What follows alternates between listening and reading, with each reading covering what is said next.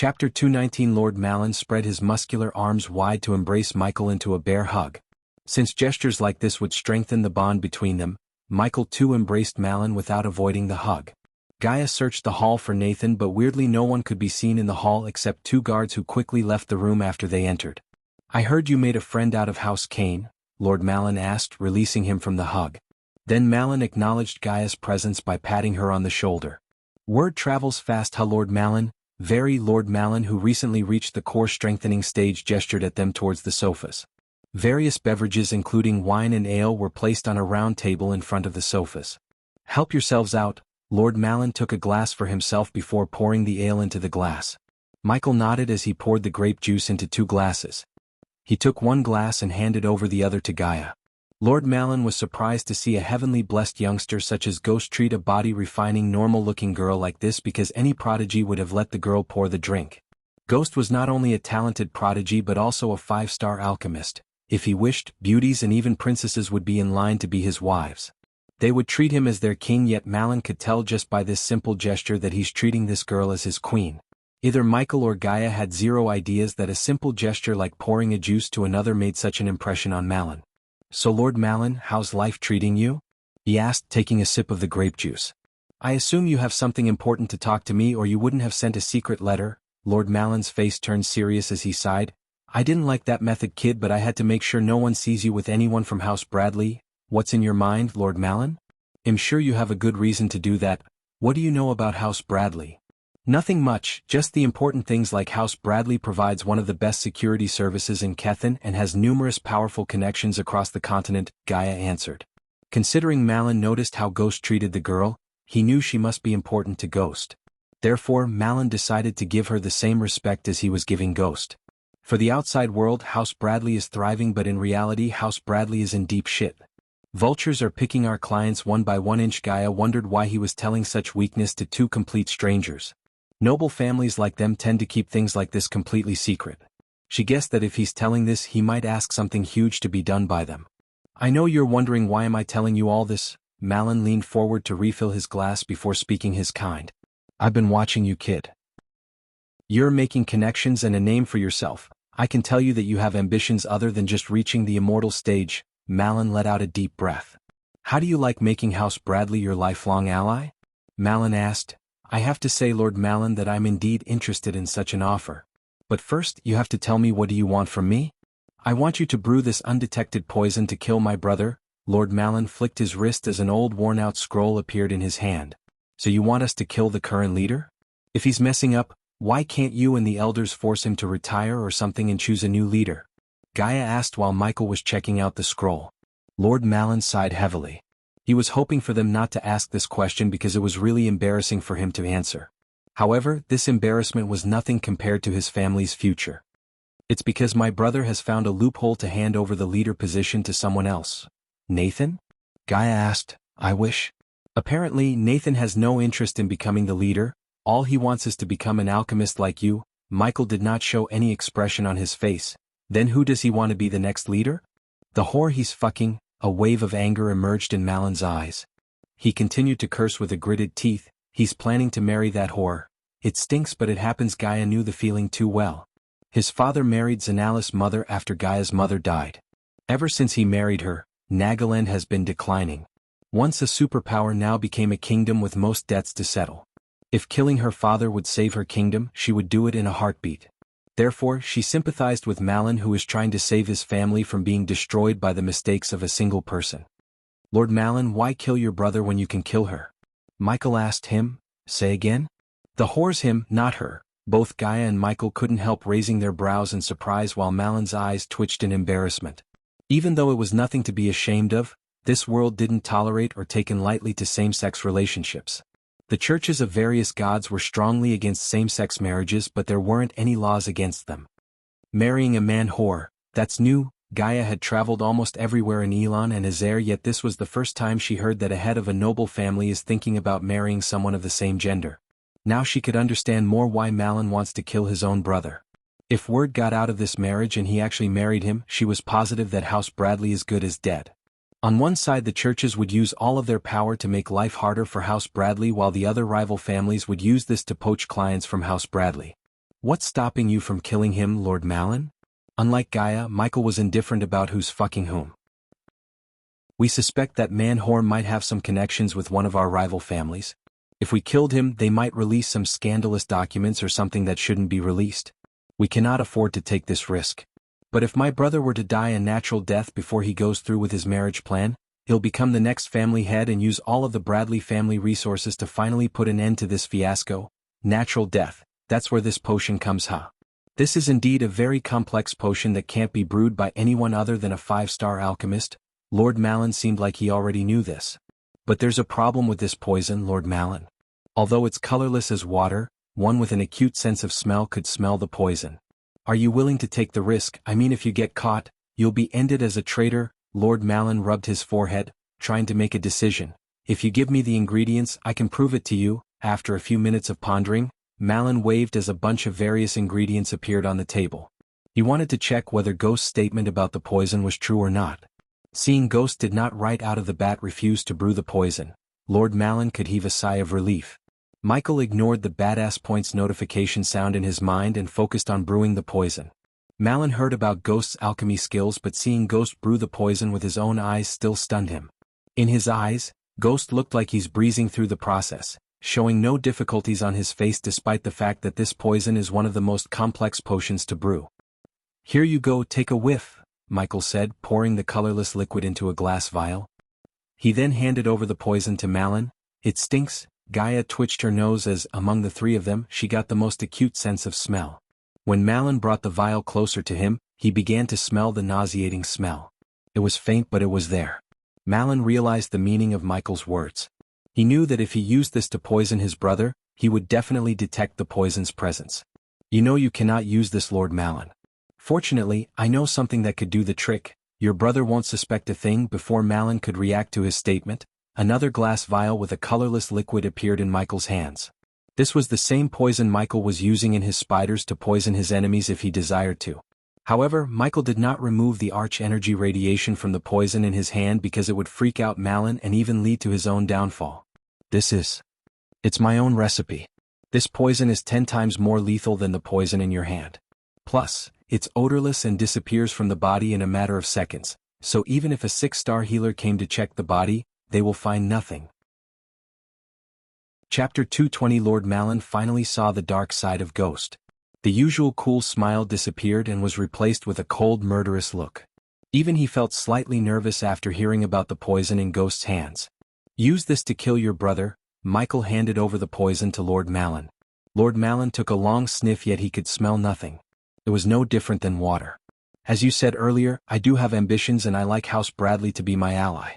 After killing your brother, you and I know that it'd take even more cleaning in the house before stabilizing the family. I'll help any way I can to strengthen your position as the house leader. In other words, we'll supply you with this poison to take care of the vultures and anyone who opposes you in House Bradley, Gaia said. Lord Malin knew that he had to kill more people after killing his own brother. Until now, he was trying to be ignorant of the fact, but these two youngsters reminded him. Michael now took the upper hand in the negotiation. Lord Malin was desperate enough to ask his help to kill his own brother. How could Michael not use this opportunity to establish a connection with House Bradley? If he could get his arms around the leader himself, House Bradley would be as good as his own. At this time, he would help do their dirty work. In the future, however, they would be the ones doing his dirty work. In return, I want House Bradley to provide me the security service for all my future business empires. What's your current price? 25% in profits? Well, give you 10%, Gaia finished Michael's sentence. Malin very well knew that the moment he revealed his desperation, they gained the upper hand. Yet this deal did sound like a good one to regain House Bradley's power. He heard about the Majestic and the restaurant Ghost was building. It didn't take a genius to realize the revenue of 50 Majestic stores. If House Bradley were to protect everything Ghost builds, 10% of the profits would be in millions per month. Just imagining it tempted Malin, overcoming the reluctance of killing many people on his way to the throne. Don't you have a single problem with my plan? Lord Malin couldn't help asking. The last time he saw Ghost, he was with Nathan and they seemed like good friends. If you're asking me if I have a problem with killing Nathan's father, I don't. You approached me with a good deal and I took it. It's how this world works, Lord Malin. We have to grab the opportunities that come in our way because they don't come often. Finally, Michael left the House Bradley compound, leaving Malin with the poison to kill his brother. How he poisons his brother didn't bother Michael. So what happens to your no-killing innocent rule? While walking through the snow-covered street, Gaia asked. Do you really think Malin's brother is innocent? Besides, even if he is, we cannot conquer this world without directly or indirectly killing a few innocents. I'm not stupid or naive to think we can get everything we want without sacrificing a few innocents or bending some of our moral codes. His words made Gaia arch her brows. She gently placed her hand on his shoulder. You are playing Lucifer, human, you're not him. Don't become the evil Dark Lord that the Guardians claiming you will be. I know, but there will always be dark before dawn. The more Michael moved forward with his plans to conquer this world, the more blurry the lines between good and bad become. Soon, they found a dark alley to change their faces and clothes to become completely new persons before leaving for the southern continent. Where to? Michael asked. He now looked like an average-looking youngster with shoulder-length raven black hair.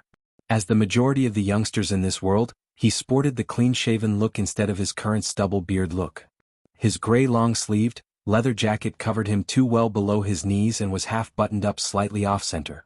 The sleeves of his jacket were quite narrow and reached down to well below his hands. They were decorated with a decorative band almost at the edges. The jacket had a wide V-neck which revealed part of the stylish black shirt worn below it and was worn with a dark rope belt, which was held together by a big belt buckle. The rope belt was mostly decorative but did serve its purpose. His black pants were simple and quite narrow and reached down to his soft leather boots. The boots were made from pretty unusual leather but were otherwise an ordinary design. Gaia on the other hand changed her hair from golden to dark brown and put the hair into a long ponytail instead of letting her hair free as she usually did. She wore the exact same clothes as Michael except she wore a breast holder underneath her shirt. To Kingdom Draddle, as she said, they took off from Ice Fair towards Kingdom Draddle. Regardless of night and day, they continuously fly towards Kingdom Draddle, taking only a few breaks for Gaia to munch on the food she brought. She was a girl who would share everything with Michael except her biscuits. However, Michael would steal some of her biscuits just to make her mad, which would eventually lead him to taste her cherry lips in the mid-air. It took them 2 weeks to reach the capital of Draddle. The city immediately reminded Michael of the city of Venice. Welcome to Bay City, Gaia said, looking at the city on the horizon. Michael could see depots, huge ships that he only saw in fantasy movies like Pirates of the Caribbean, and buildings built in water. Except for huge sail ships, the city completely resembled Venice to him. He couldn't see a city wall around the city nor any guards. What are looking at? Bay City has no entree fees. Fuckers milk the people by other taxes like a trading tax. They descended to the streets on the water. The people seemed like they were accustomed to seeing new faces every single day. The women carried baskets filled with freshly baked bread while most of the men near the depot worked various chores. Occasionally, Michael could see fancy carriages strolling towards the harbor area. However, his eyes were focused on the gigantic man of war at the harbor. The ship had 3 masts, each with 3 to 4 sails. The man of war was 60 meters long and almost had 130 guns. 4 at the bow, 8 at the stern, and the rest in each broadside. How much would that cost us? She was familiar with his desire to buy fancy things like this. 100 million gold coins minimum. I'll add that to the list you want to buy, she chuckled, punching him on the shoulder. Although she wouldn't be able to get him a man of warship for 100 million gold coins without him knowing, she would definitely gift him with something just as awesome as a man of warship. I want a fleet of man-o warships. After hearing his desire to buy a bunch of islands to enjoy his weekends, this didn't surprise Gaia very much. He began to walk towards the harbor, taking his gaze away from the man of war on the horizon. Upgrade your inventor trait to star level 6 and the host will be able to build ships that makes this man of war looks like a fishing boat. The system's voice made him halt his steps. Why are you smiling? Gaia noticed the sudden wide grin on his face. We should find ourselves a loyal 5-star blacksmith. Didn't you say Jack could become a blacksmith? He's loyal. Why don't we kidnap him and make him work for us, the other us? She wanted to kidnap Jack to Abyssal, but Michael knew this was not the right time to make a move on Jack. First, he wanted to see what it was like to be in the southern continent. If Lady Luck was on his side, he might be able to bring an army of gladiators to Abyssal. We can talk about that after we came back from southern continent. What do you think we'll find in Kingdom Jysel? Kingdom Jysel was the place the system showed him to go to find the source of Nightcrawler's artifact.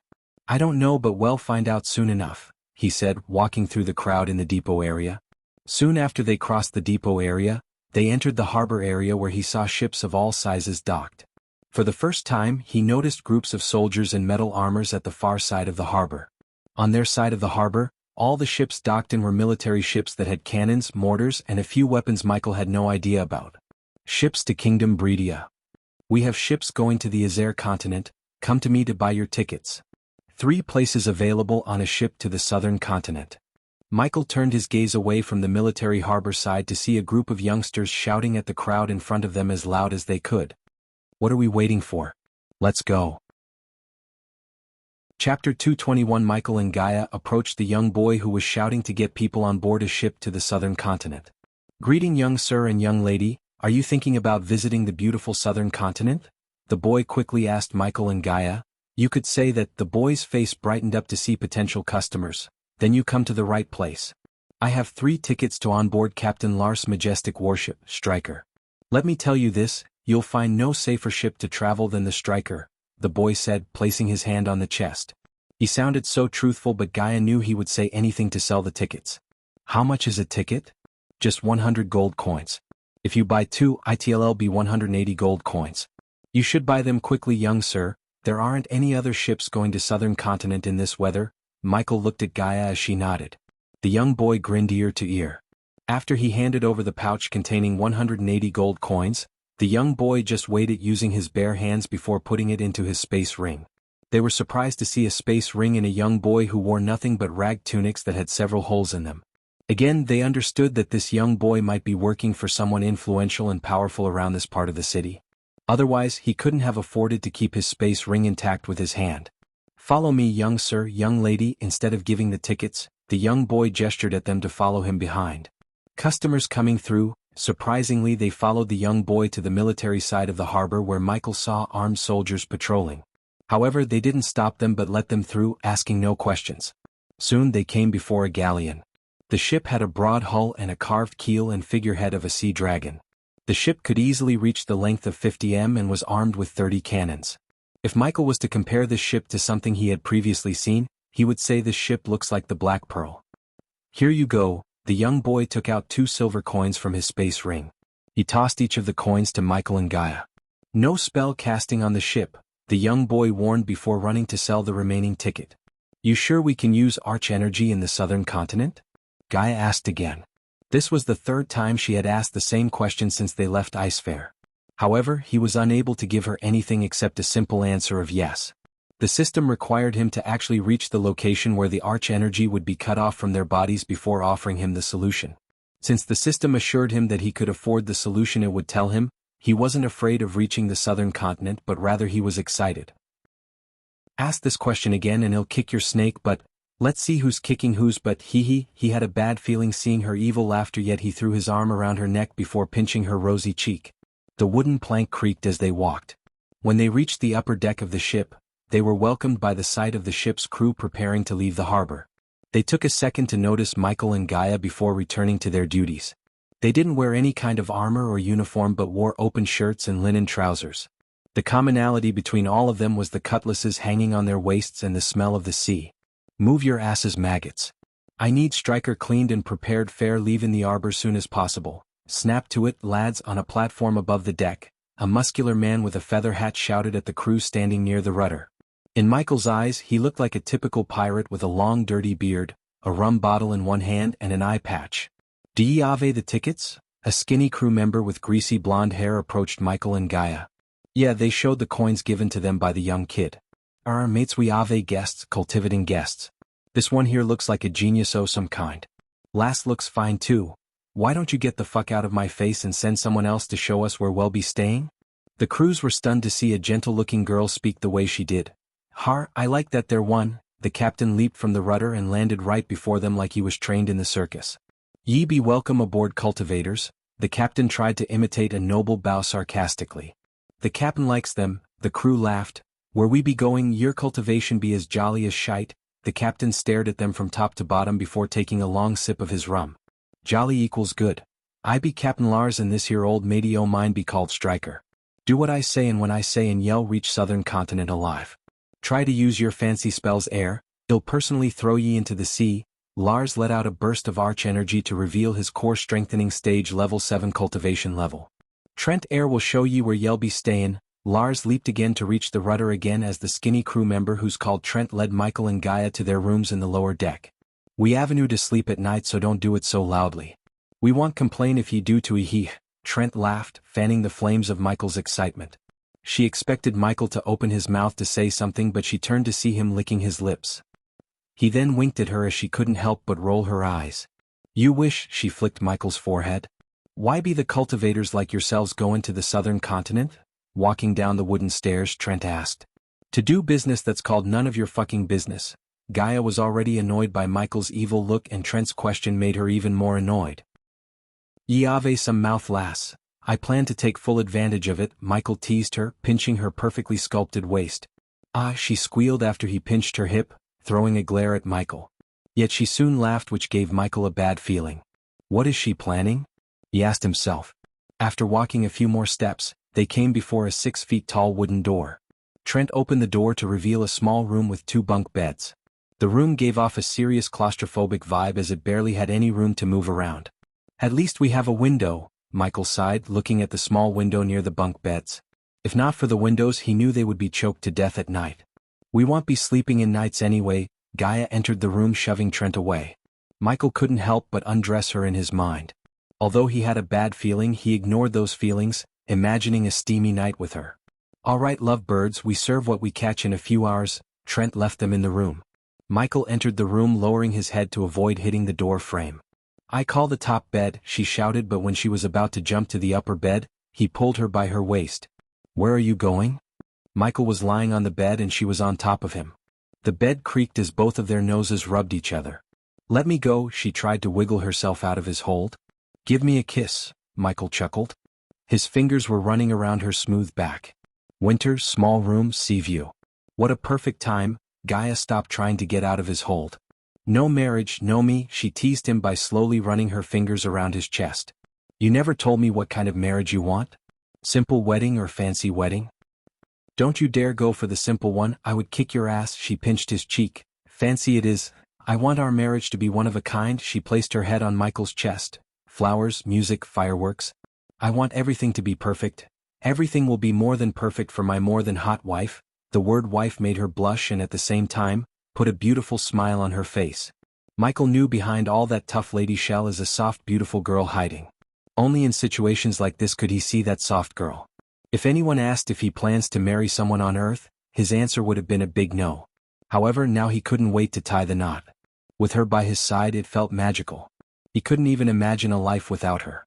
The same thing goes for her too. She wanted to be with him forever.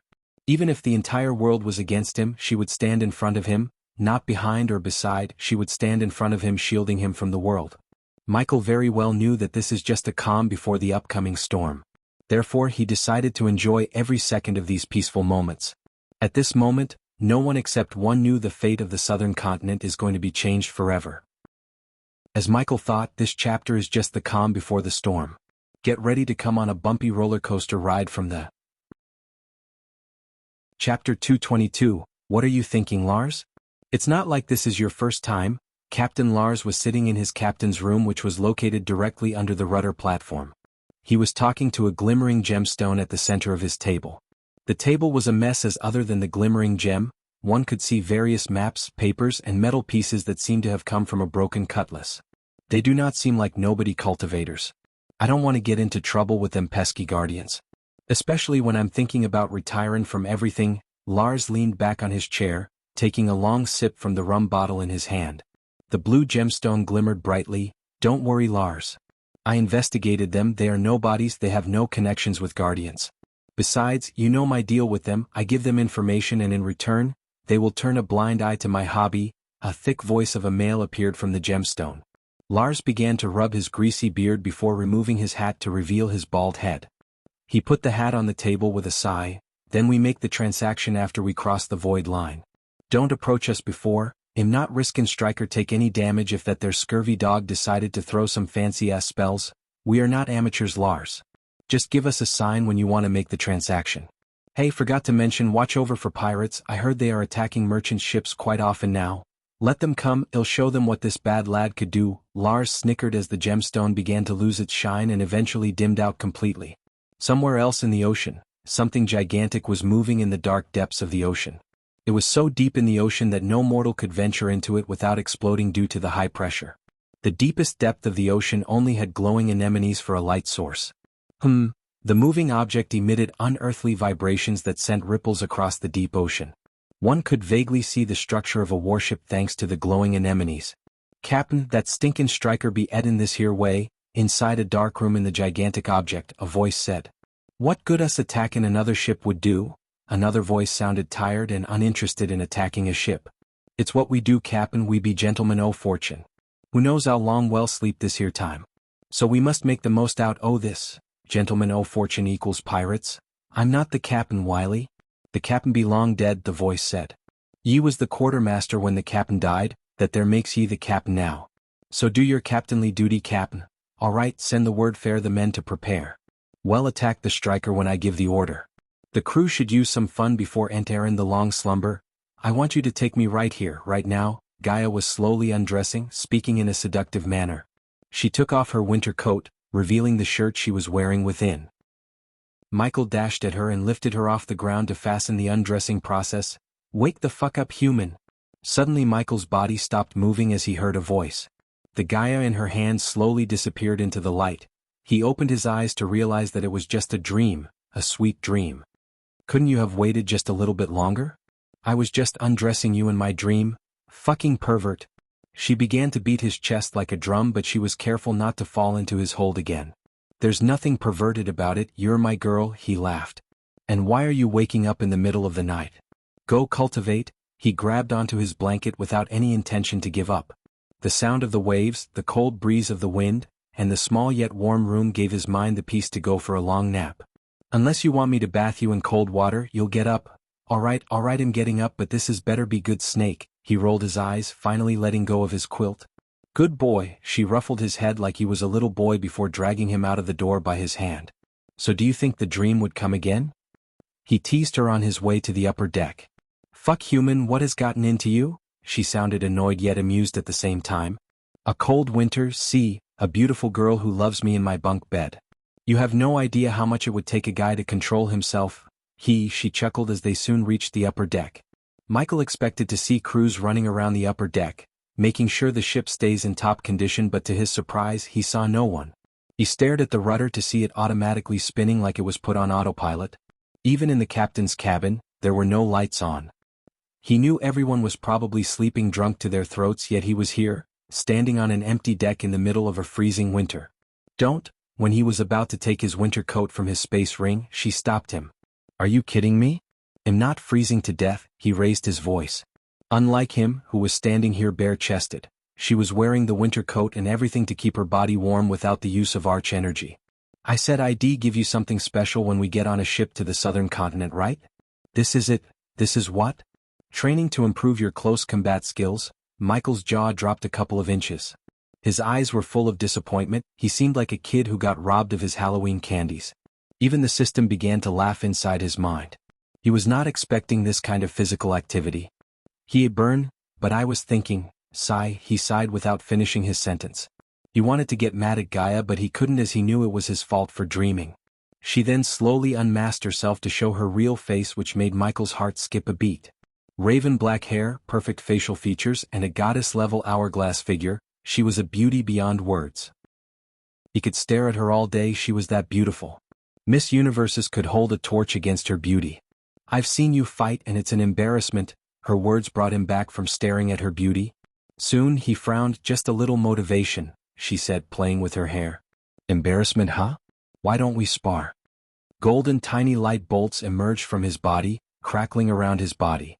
He was ready to use lightning dash and teach her a lesson. Gaia immediately took a step back. She knew if he used his speed spell, it would be damn hard to land a hit on him, but she was expecting him to use this spell. "You can't use any spells.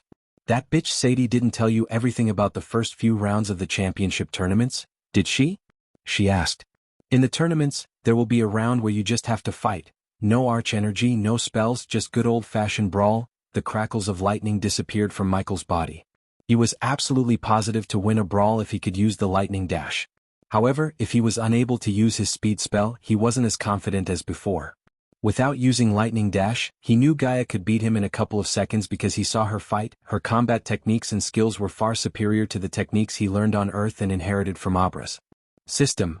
Can you use the mentor function to boost my training? Yes. The system can activate the mentor function to speed up your learning process of new fighting technique as well as improve it for a price of course. After getting the confirmation from the system, a small smile emerged on his face. If he could learn Gaia's fighting technique and perfect it with the help of the system, he would beat all the competitors at the tournament black and blue. On top of this, he was already thinking about a prototype that would ensure his victory. What do you want me to do? He asked. Just start with free weight training to shed all that shabby fat in your body. He was surprised because although he wasn't as toned as some magazine models, he was lean and had noticeable muscle definition. Any girl would love to see him naked but not Gaia. You're telling me this is fat? He asked, pointing at his six-packs. Meh, she waved off before flicking her wrist. The next moment, Michael saw numerous metal plates, logs, bags that looked freaking heavy and a bunch of unknown things appeared on the deck. I got these from a muscle mountain I killed. We can use these to get you into shape. She kicked one of the metal balls towards Michael's direction. Remember, you can't use arch energy or any of your freaky things. Do this and he'll bunk with you every night after the training. Done? Michael did not need any motivation other than this.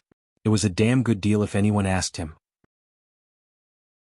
Chapter 223, Come on, move your ass. Ah, fuck.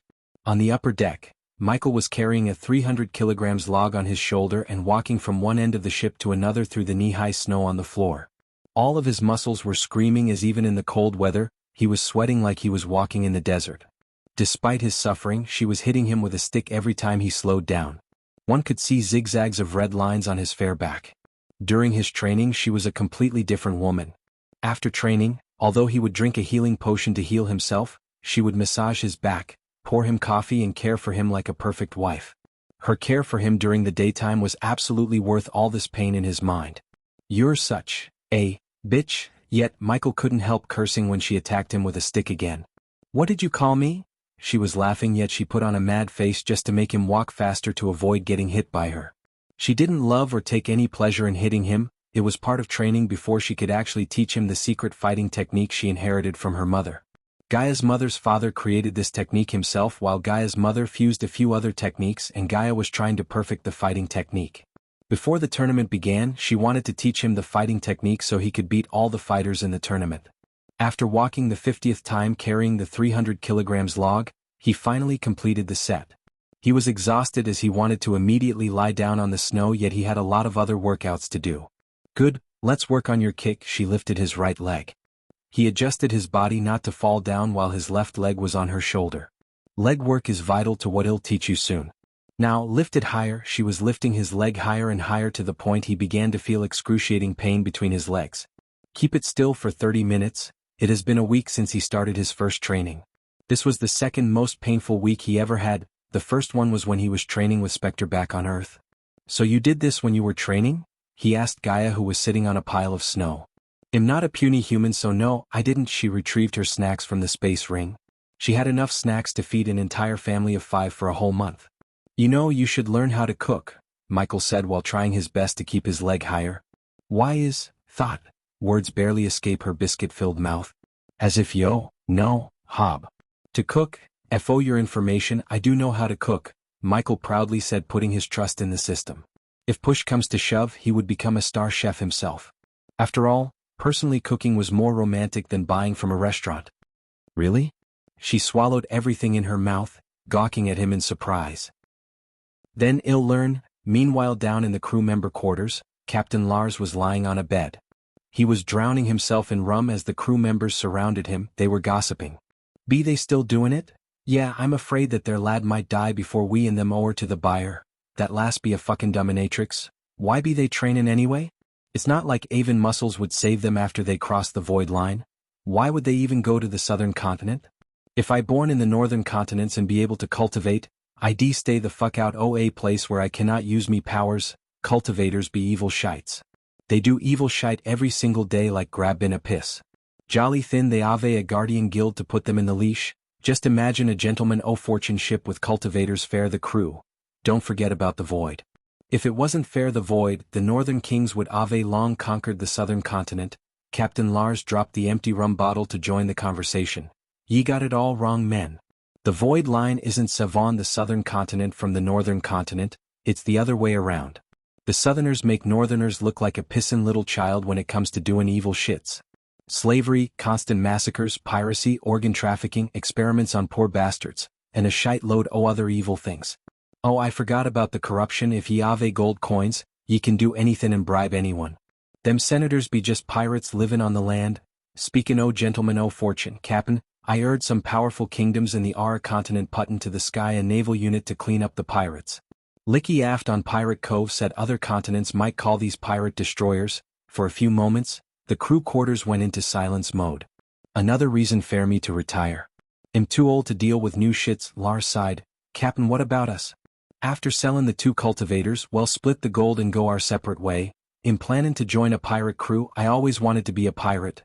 I'm going to the Pirate Cove and drink to death. I just want to travel. The crew started to discuss their future endeavors after selling Michael and Gaia to the one who called the buyer. The cultivators would lose their connection with arch energy or any kind of energy after crossing the void line and become mortals like them. These crew would use this to sell them to the buyer. Neither the crew nor the Lars knew what would happen to those they sell, but they didn't care for them as much as they did for the gold coins. Meanwhile, in Penn Town, Noah's house was lit up brighter than usual. The house sparkled with various colored light stones. The house was decorated as the house was on Earth during Christmas time. The house was filled with laughter and happiness. Diana was sitting on the far end of the oak table, looking at her family and the countless delicacies on the table. A giant teddy bear-shaped cake took most of the space, while on the top of the number, one could see the number 22 made of sparkling material. The table was occupied by all the Winston family members, but it was the 2 sitting on Diana's left side and the 1 sitting on her right side at the table that got the most attention. The 1 sitting on Diana's left was a young girl in her mid-20s. She had raven black hair, a perfect jawline that made her extremely beautiful.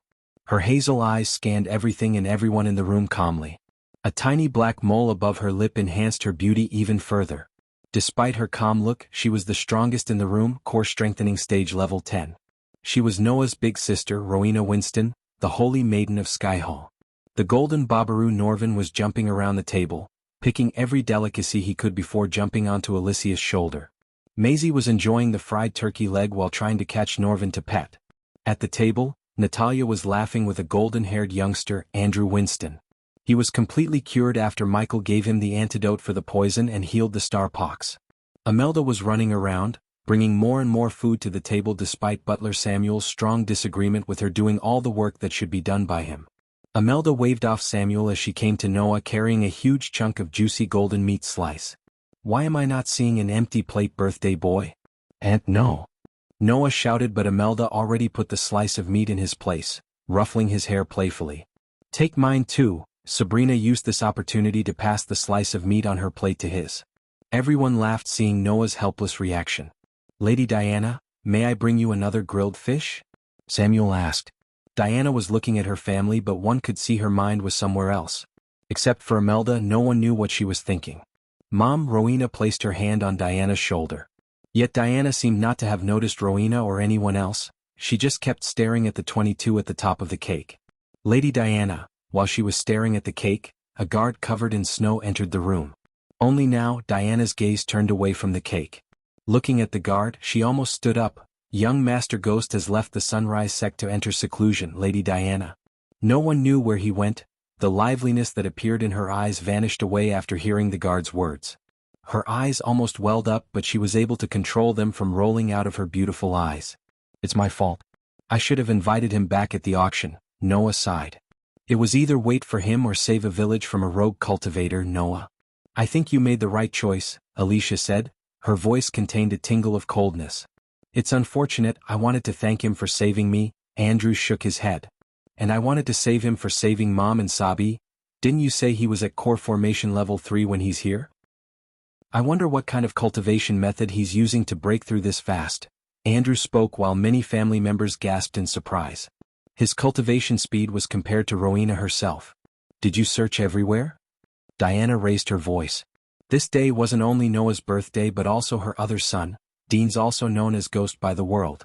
She wanted to see her son again on his birthday, yet the disappointment was turning into pointless anger inside her. Chapter 224, It's No One's Fault. Imelda raised her voice and turned her gaze towards the guard standing in the doorway. Kim, take the day off. the guards left the dining hall after bowing in her direction. The joyous laughter vanished away as silence occupied the hall. Is it true, young Master Noah, that young Master Ghost is a friend of House Kane? I heard from our spies that he has seen with Elder Walter at the auction house. Samuel changed the topic to make the hall lively again. A few sounds of gasps could be heard in the hall. Most of the family members knew how hard it is to establish a connection with any of the noble families in royal land, let alone becoming a friend of House Kane, one of the most powerful families in royal land. Then he made an enemy out of House Fisher and probably House Oswin too, Alicia snickered. Every pair of eyes landed on her, expecting an explanation for her statement. Diana's heart skipped a beat hearing her son has made an enemy out of two powerful families. If Noah pissed off any of the noble families, he had his family and guardians to protect him, but her other son had to face them alone. This made her motherly feelings to protect her son erupt in her heart. 2 decades ago, she utterly failed as a mother. She wanted to redeem herself, yet she wouldn't be able with Sky Hall in her way. Until Sky Hall exists, her son would always be in danger unless she never reveals the fact that Ghost is her own son. Neither her family nor Ghost was strong enough to take on the Sky Hall. She knew this, and this was the only thing keeping her from reuniting with her son. I heard he and the daughter of the second Oswin brother have some bad blood between them. Hence, he made an enemy out of House Oswin. What's her name? Andrews asked. Selena Oswin. Since he has reached the core formation stage, he would either fight Selena or her fiancé Alex Fisher. By allying with House Kane, the rival family of House Fisher, he is already on the bad side of House Fisher. Unless he loses to either of them, he would be in trouble with those families, Alicia explained. Do you think either of them can defeat him in the championship tournament? Natalia asked. Although Alicia didn't want to believe it, she thought either Selena or Alex would be able to defeat Ghost. In her mind, only Noah could defeat him among the same generation as Ghost. No. I saw each of them fight. They can't defeat him, said Noah, recalling the time when he fought with Ghost against the core formation beats inside the Nether Realm. If it wasn't for the stupid rule that guilds cannot compete in the championship tournaments, Brother Noah would have defeated him, Maisie said as many of the family members nodded in agreement. Rowena saw the uncertainty in Noah's eyes for the first time. Rowena trained with her little brother, and she could tell that even though Noah was at the body strengthening stage level 10, he could beat anyone below core formation level 5, yet he seemed uncertain about defeating a core formation level 3 cultivator.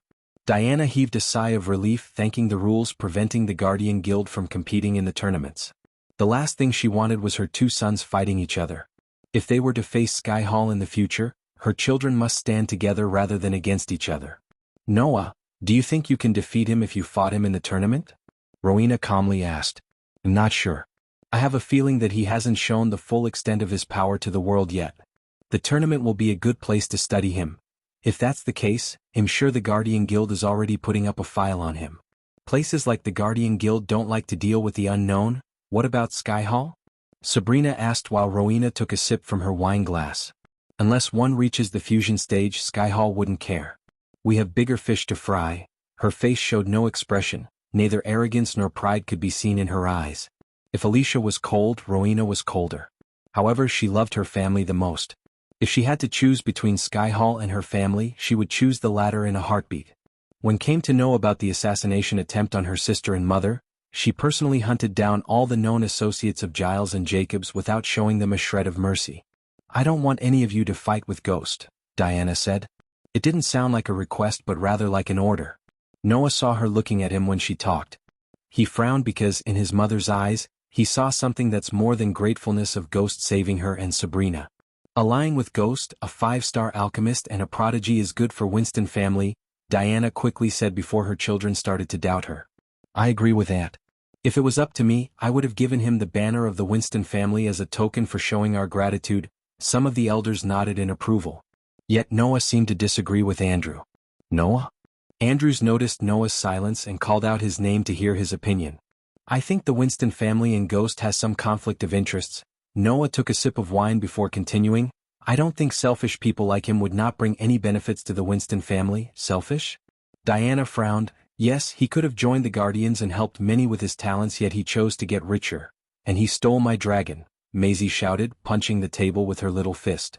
Noah, he saved Sabrina and Aunt on the same day. I don't see how that's selfish, Andrews said. I am grateful for what he did, there's no denying that.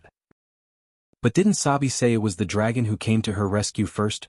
Besides, Noah doubted that Ghost might have something to do with Jacob's letter because Noah doubted that Giles would be stupid enough to put his name on a letter that completely incriminates him. Yet he wasn't completely sure about that, and Giles turned out to be guilty when Rowena went on her killing spree. Although Giles escaped, Noah knew it was only a matter of time before he found him. Of course he came to save the dragon and ended up saving Sabrina, Alicia said. After hearing their words, Diana stomped the ground as the ground trembled. Stop it, all of you. We will not forget what he did. If it wasn't for him, Sabi, Andrews and him wouldn't be here. I don't want to hear any of you speak so ungrateful ever again in my house. The entire hall went dead silent seeing Diana's domineering face. It wasn't often she would lose her cool like that. On top of that, this was the first time they saw her raise her voice at Noah. Even Noah himself was stunned to hear her. Enough of this. Today's a celebration, so let's celebrate. Imelda quickly tried to elevate the mood in the hall. Inside Peyton's manor, Zanali and Peyton were staring at a table full of documents. So Connor lost him? Peyton creased her brows as Zanali shook her head. Ghost has been using teleportation scrolls to travel between kingdoms, Peyton. How could Connor follow him? However, despite him using teleportation scrolls, I'd say Connor did a good job providing us with all this information on Ghost teleportation scrolls, I wonder where he is getting all those rare scrolls. Peyton rubbed her chin while Zanali put Michael's portrait next to the portrait of a question mark. Lucifer said he's giving the criminals 2 months. Ghost went into seclusion at the same time. Lucifer came just a few months after Ghost made his appearance at River Town.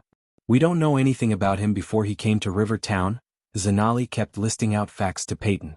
Few days before Nightcrawler was killed by Lucifer, Ghost came to Flamefair. Zanali paused for a moment. Where are you going with this, Zanali? I think Ghost is working for Lucifer. Peyton just stared at all the documents at the table, pondering about what Zanali just said. Everything you said might be just a coincidence, but we can neither confirm it nor deny your doubt. I like your theory, we just need more solid proof. Peyton was desperate to find Lucifer so she could hunt him down.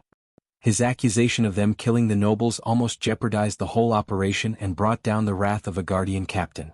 Allocate more resources to Connor and bring us the best teleportation expert in the guild. I want to know every move Ghost makes, as you wish. Also, I want to put a surveillance team around the Sunrise sect. Go ahead, but be careful. A soul refiner is living there. Zanali nodded with a smile. She then quickly stacked all the documents on the table neatly.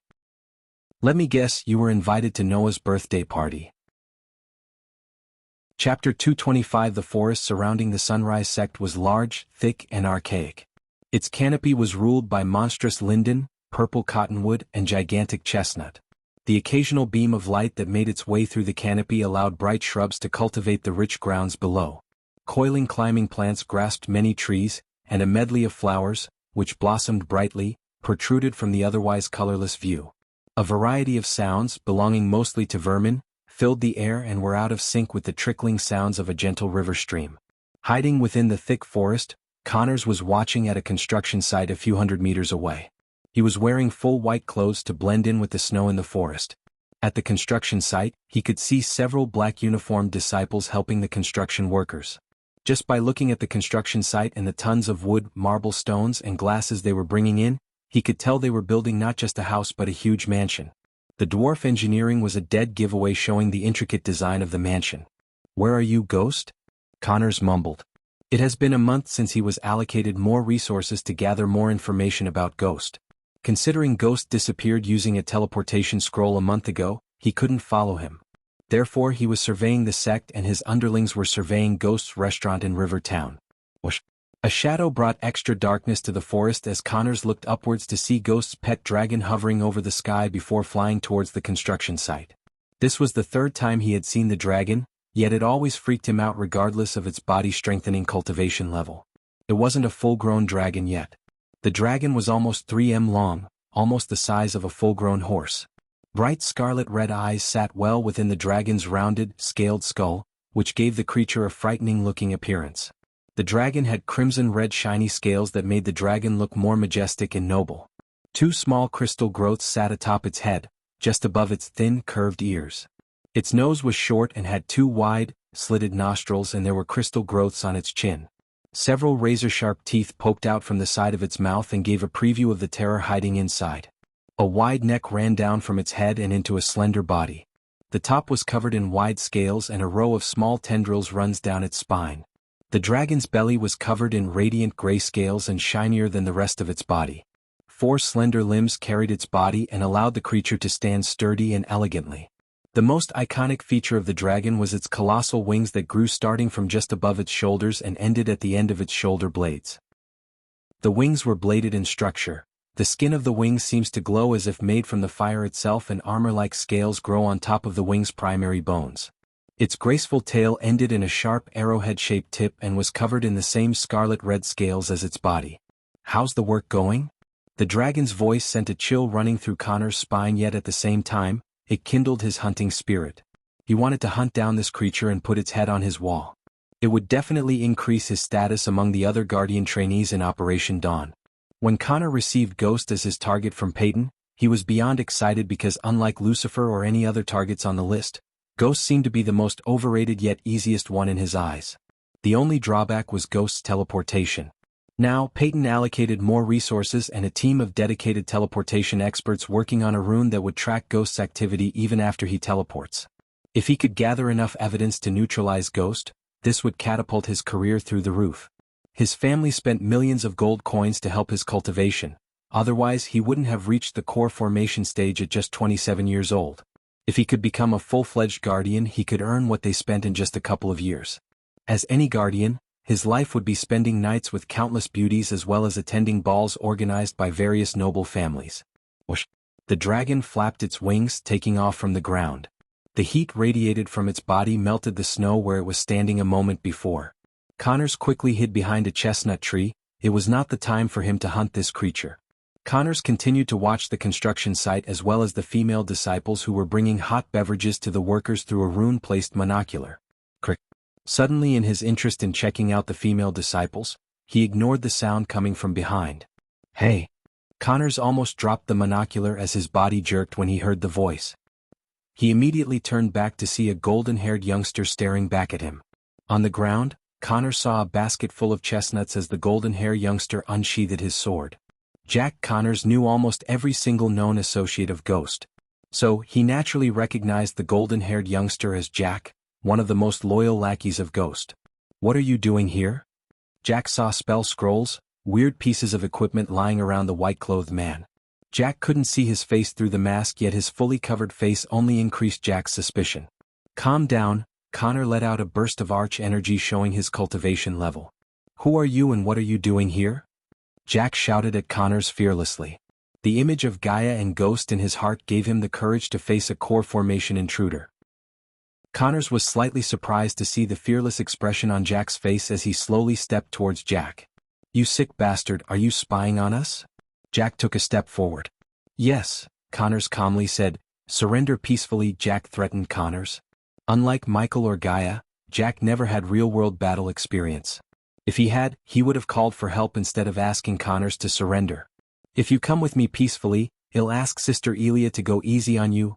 Connors burst into laughter after hearing Jack's words. Jack creased his brows. Until now he didn't think to call for others. His devotion towards Gaia and Ghost gave him blind courage. "Elia, the body-refining bitch of Ghost?" Connors laughed, thinking that Jack threatened him by mentioning Elia, Ghost's girlfriend, instead of using Ghost's name. "How dare you?" Jack lost his cool when he heard Connors call Elia a bitch.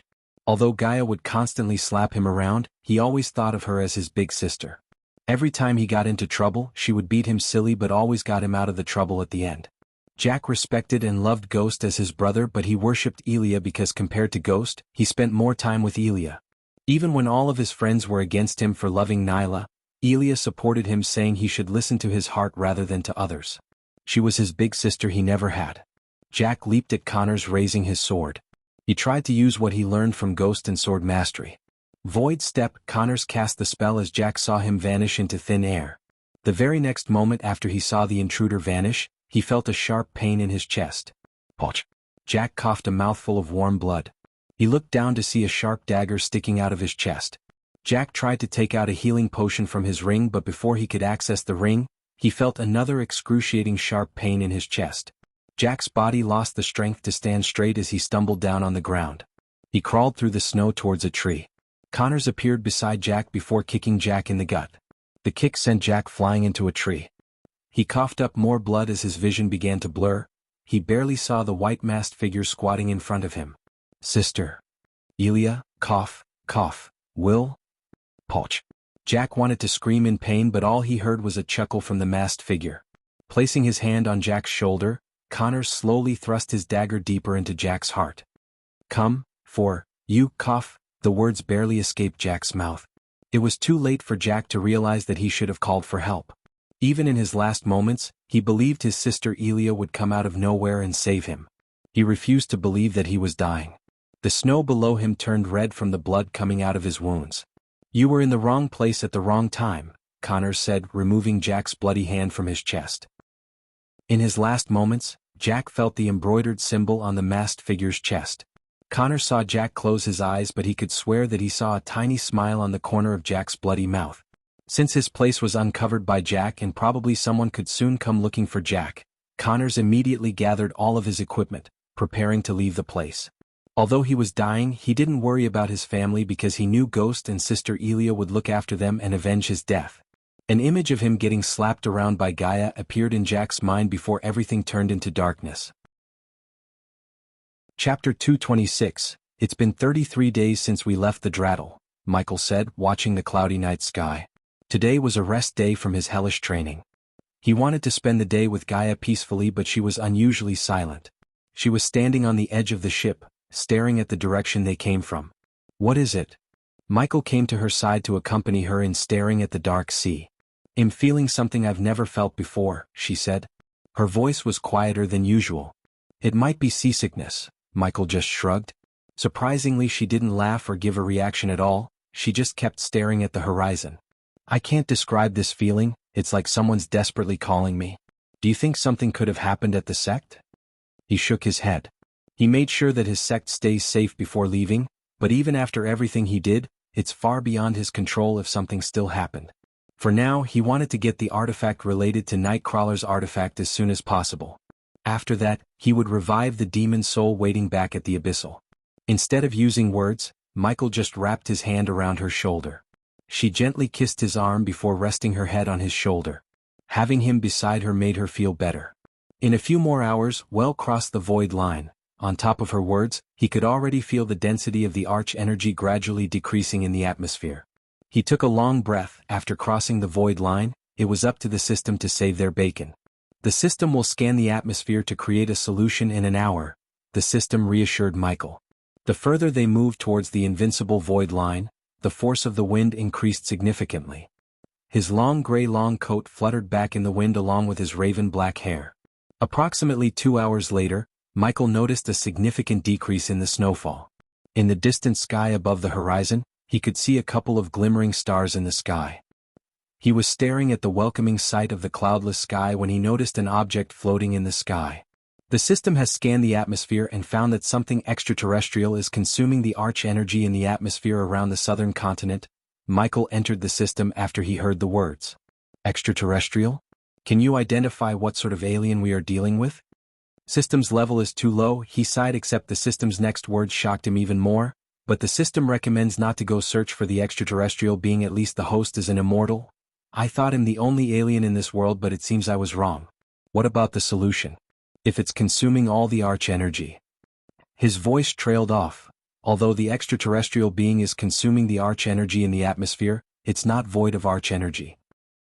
No cultivator or a magical beak could use the tiny amount of arch energy in the atmosphere, but you can, he finished the system's words. Yes. So get ready to give the system 40,000 badass points to enable the energy extractor function. System version 3.0 host. Michael cultivation level. Core formation stage level 3 experience points. 5,000/400000 badass points. 92,000 skills and spells. Wind Blast LVL2 Responsive Shield LVL3 Environment Scanning LVL2 Ignitia, LVL2 Lightning Dash, LVL2 Energy Devour, LVL1 Death Range LVL2 Techniques. Swords of Destiny 90% Mastery Ring of Fire, 59% Mastery Serpent Maga, 80% Mastery Occupation. Core Disciple of Sunrise Sect, the Guardian of Sunrise Sect, Lord Lucifer of the Abyssal Status. Healthy Goals. Control the World, Rebuild the Order of Death Utility Function. Banker, LVL3, Ratio 1000 Gold Coins. 10 badass points, runic teleportation wealth, 11 million gold special trait, 5-star alchemist 3-star inventor subordinates, Gaia warrior loyalty level 100%, Raylene 5-star chef, loyalty level 98%, Arya, assassin loyalty level 29%, base of operation, Sunrise sect the abyssal 40,000. Geez, he sighed in his mind before asking more about this function. So if I pay what you ask and enable the function, can I use my full cultivation power in the southern continent? No. You will be able to use your cultivation power 3 hours a day. Your chosen subordinate can use their cultivation power for 2 hours a day. You know what? I'm not even surprised. He knew there must be a catch when it comes to systems offers. Despite the time limit restriction, he had no other choice than enabling the function for 40,000 badass points. Stop pondering too much, host. It's not like you have any choice, the system snickered. I have to stop upgrading, you sound more and more like an asshole, Michael said in an irritated voice after he heard the system's words filled with arrogance. The system did not reply as it remained silent until he asked another question. So the function is upgradable or not? The next upgrade will let the host use your cultivation power for 5 hours and subordinates can use it for 4 hours, but you're too poor. Get me 200,000 badass points and then we'll talk. The system sounded more like Gaia. He could only deal one Gaia at a time, so he remained calm despite the system's tone. Alright, I'll buy the function. Wonderful, was it so hard? You're being a jerk because I have to depend on you more to survive in the southern continent, aren't you? Michael was stunned for a moment to hear the system giggle. He could tell it's becoming more and more like a human being with time and level. He wondered how human-like it would be when he upgrades it again. A few moments after, the badass points decreased from 90,000 to 50,000. The system has successfully enabled the energy extractor function. The host can now choose a subordinate to share the energy extractor function with. Do I really have to spell the name? It's Gaia. Leave the system and place your hand on subordinate's forehead. Rather than Michael exiting the system, he was thrown out of the system as everything around him began to move. What an asshole of a system I have, he cursed the system in his mind. He then turned his gaze away from the object to Gaia. Her face was still dull. It was obvious she's still trying to figure out the reason for her bad feelings. This will cheer you up, Michael placed his hand on her forehead. She was about to ask a question when she felt a tingling sensation inside her head. Along with the tingling sensation, she was able to sense arch energy in the atmosphere as she was back on the northern continents. What? She let out a quick bark of laughter in shock. Her mouth kept opening and closing. How? I can use my cultivation power for 3 hours a day and you can use it for 2 hours? When Michael thought about it, the 3-hour time was not less but rather it was enough. By using spells, no one in the southern continent would be his match. Hence, there wouldn't be a need for using arch energy for 3 hours. He just had to find a way to travel without flying because flying was the only thing that could require him to use arch energy for more than 3 hours. We are gonna rule the southern continent. As Michael guessed, this made Gaia forget about the bad feeling and made her bounce in joy. He couldn't help smiling looking at her laugh. We still have to deal with the utmost caution, Gaia. What we are about to do will get every major power including the top heads of the Guardian Guild. They might not come looking for us in the southern continent as it would be equal to suicide. They will use every bit of their resources to watch our every step. Can't we just conquer the whole southern continent 3 hours a day? She rubbed her hands together, her eyes sparkled regardless of Michael's statement. We will conquer the southern continent, but I won't rush it. I don't think we can rule an entire continent just because we can use our cultivation power. As a princess, you know more about ruling than me. Yeah, you're right, she took a deep breath, controlling her excitement. It's not that simple. Let's just do what we always do first, recon, he nodded. Why wage a war on a kingdom when you can just control its rulers? Said Michael with an evil grin. Michael wanted to be the shadow ruler of the southern continent by controlling every senate. According to Arya, in most of the kingdoms in the southern continent, the kingdom was ruled by the Senate instead of a king or a queen. The Senate was composed of 10 senators and 2 consuls who were elected by the senators. The 2 consuls had the most power in the Senate. They had control of the army and the treasury, the 2 of the most important bureaus. Arya also mentioned that only nobles could vote and stand as senator candidates. The more he heard about the southern continent, the more it felt like ancient Rome. The arena and the gladiators were already a dead giveaway, yet everything he heard from Arya strengthened his assumption. Ere ye be. We Avenue crossed the void line, fair your information. They suddenly heard the voice of Captain Lars. They turned back to see him walking towards them along with a group of his crew. In Lars' eyes, Michael saw a tinge of pity. Gaia didn't look his eyes but the cutlass in his hand. She creased her brows. "What do you plan to do with that cutlass in your hand, Captain?" Lars didn't answer Gaia but looked at the distant sky as everyone saw a gigantic eagle soaring through the sky towards them. The eagle carried a steel cage that had just enough space for 2 people. "Lars, my friend," suddenly a voice reverberated from the sky. Chapter 227. Michael looked up to see the eagle slowly descending from the sky. The steel cage was on top of the lower part of the eagle's body while 2 grown men were riding the eagle by standing above its shoulder. The 2 men were in their mid-30s and wearing a gold-embroidered toga. They reminded Michael of the ancient Roman noblemen. These 2 men weren't radiating zero amount of arch energy but the amount was negligible. If they tried to walk through a defense array, they would definitely trigger the array, however they would be considered as the weakest of the commoners back on the northern continent. Yet here they rode the eagle with a domineering attitude. Caw. The eagle let out a loud ear-piercing cry. It sounded like a raven somehow rather than an eagle. But it landed on the ship, shaking the ship for a few seconds. The eagle then turned its head to stare at Michael and Gaia menacingly. The one wearing a toga with a purple line stepped onto the ship first while the one wearing a white toga with red lines carried a medium-sized chest before placing the chest before Lars. "Trent," Lars signaled the greasy blonde crew member who welcomed Gaia and Michael to the ship when they first onboard Stryker. Until now, the 2 noblemen wearing toga did not even look at Michael or Gaia. Trent licked his lips walking towards the medium-sized chest. His skinny hands slightly trembled approaching the chest. When he opened the chest, his face brightened up due to the glistening gold and gemstones inside the chest. Even Michael's eyes sparkled looking at the rubies, diamonds, gold bricks and various colors of gemstones shining inside the chest. 3 million, as we agreed. The one wearing the toga with purple lines smiled at Lars. The crew behind Lars were looking at the chest full of goodies like starving dogs staring at the barbecue. Michael folded his arms, leaning back on the ship's foresail wooden beam. Gaia saw his face, totally calm and cool like nothing's going on here. Only his eyes were occasionally gawking at the chest full of goodies. "Okay guys, what's the plan here?" Finally, Michael opened his mouth after Trent closed the chest. "Why don't you 2 piggies save us the trouble and get yourselves into the cage?" The one with the red line toga waved off at them without even looking at them in the eyes. However, the one with the purple line toga who also had a bald head turned his gaze at Gaia. His blue eyes scanned Gaia from her head to toe. "I heard cultivating women are way better than our southern ladies but it seems like I heard wrong." He shook his head disappointingly. "That was a big mistake," Michael mumbled as he could already feel a cold killing intent.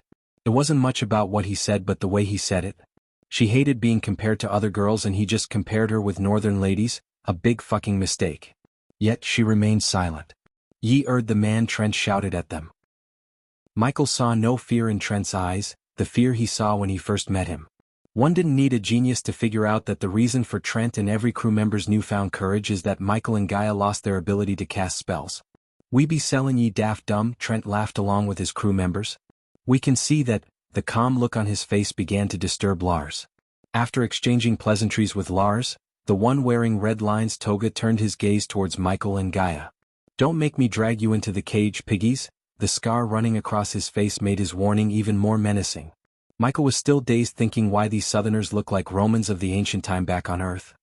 He was making connections in his head that he failed to notice the crew members including taking their cutlasses out of their sheaths. "You should know that even without the arch energy we can fuck you up," Gaia cracked her knuckles.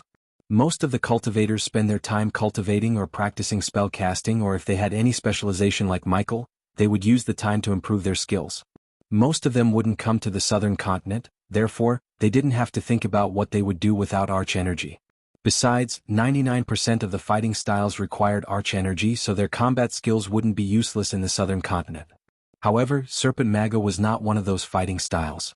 Only 4 people in the world could use Serpent Maga: Gaia, Gaia's father, Zanali and Michael.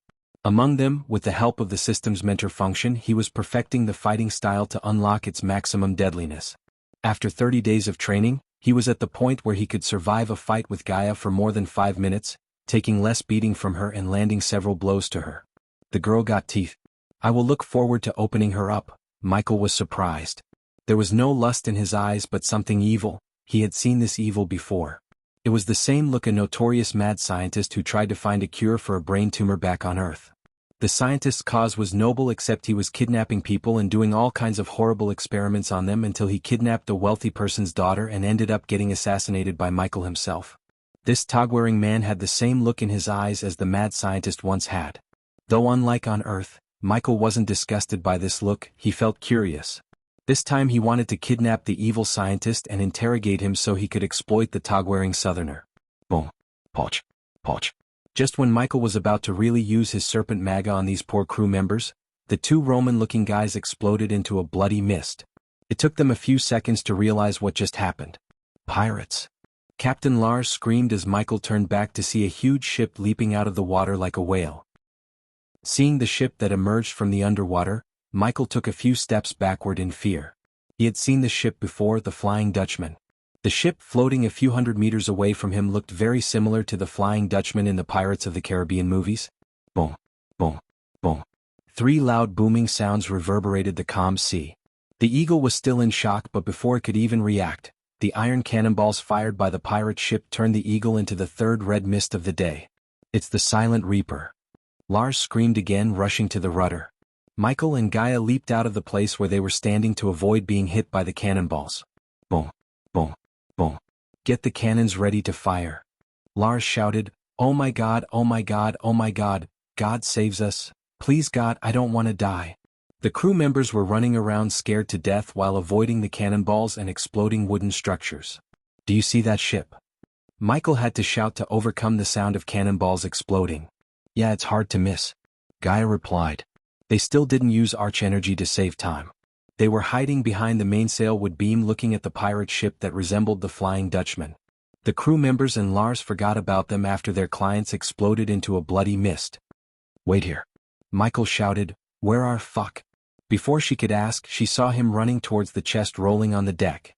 Lars was turning the ship to avoid getting hit by the Silent Reaper as everything loose on the deck began to roll around. The hull and the seawater clashed to produce waves that soaked everyone and everything wet on the deck. One could doubt that whether it was the seawater or they actually got themselves into a storm, as the booming sound was similar to thunderclaps and the light produced by the cannons in the Silent Reaper resembled flashes of lightning. "Don't." Trent saw Michael's intention to steal the chest. He came yelling at Michael with a cutlass in his hand. The other crew members were busy with keeping the ship afloat as well as cannons ready to fire once they turned the ship sidewards to the Silent Reaper. Despite the ship shaking violently, Michael swiftly turned his body away from the trajectory of Trent's cutlass. Trent lost balance when his sword missed its target. When he was about to stumble forwards, Michael wrapped his hands around his neck, instantly twisting it with all his strength. Crack. Trent's lifeless body was thrown into the sea when Lars turned the ship suddenly. Once again, the chest rolled away from Michael's grasp as he himself almost lost the balance. "That's mine." Lars noticed Michael chasing the chest and yelled while turning the rudder using all his strength. Lars shouted but didn't order the crew members to catch or kill Michael because he knew what he was dealing with here, the infamous cursed ship, the Silent Reaper. He never expected he would run into this particular pirate ship on the day that he was supposed to make one last trade before retiring. Suddenly, they heard an unearthly humming sound as the Silent Reaper stopped firing. "It's going to dive again," some of the crew shouted. Chapter 228. Michael was completely stunned to see a gigantic ship like the Silent Reaper diving in and out of the water like a huge whale. He couldn't help but wonder how the pirates on the Silent Reaper survived the dive without getting thrown into the sea. The resemblance to the Flying Dutchman, the overwhelming fear on Lars' crew members' faces, the way Lars himself trying to get away from the Silent Reaper showed Michael that there's something airy about the ship. However, his full focus was on the chest that contained 3 million worth of goodies for now. As the god himself was bringing down his wrath on them, a ferocious storm surrounded them. In the distance, Michael could vaguely see a dark, devastating tornado coming in their direction. A naval fight in the middle of a storm was not how he expected to spend this day. "It's diving!" Lars screamed, his voice contained nothing but fear. It made Lars completely ignore Michael, who was chasing around the chest full of his retirement fund. "What the fuck?" On the other end of the ship, Gaia was holding a wooden pole to steady herself when she saw the Silent Reaper slowly sinking into the water. What kind of ship could jump in and out of the sea? She thought. "Captain, get us away from that ghost ship."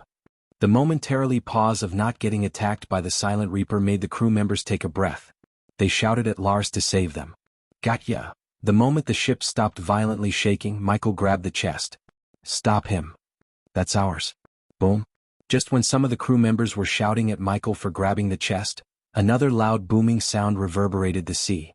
The ship began to vibrate. As soon the vibration turned into violent shakes. Bush. The next moment, the Silent Reaper jumped out of the sea just a couple of meters away from them. The seawater displaced by the Silent Reaper drenched and even threw some of the crew members out of the ship. The Silent Reaper cast a huge dark shadow over the striker. Due to its enormous size, the striker looked so weak and tiny in front of it. The figurehead of a Reaper holding a scythe looked down on everyone on the striker as they all lost their courage to fight.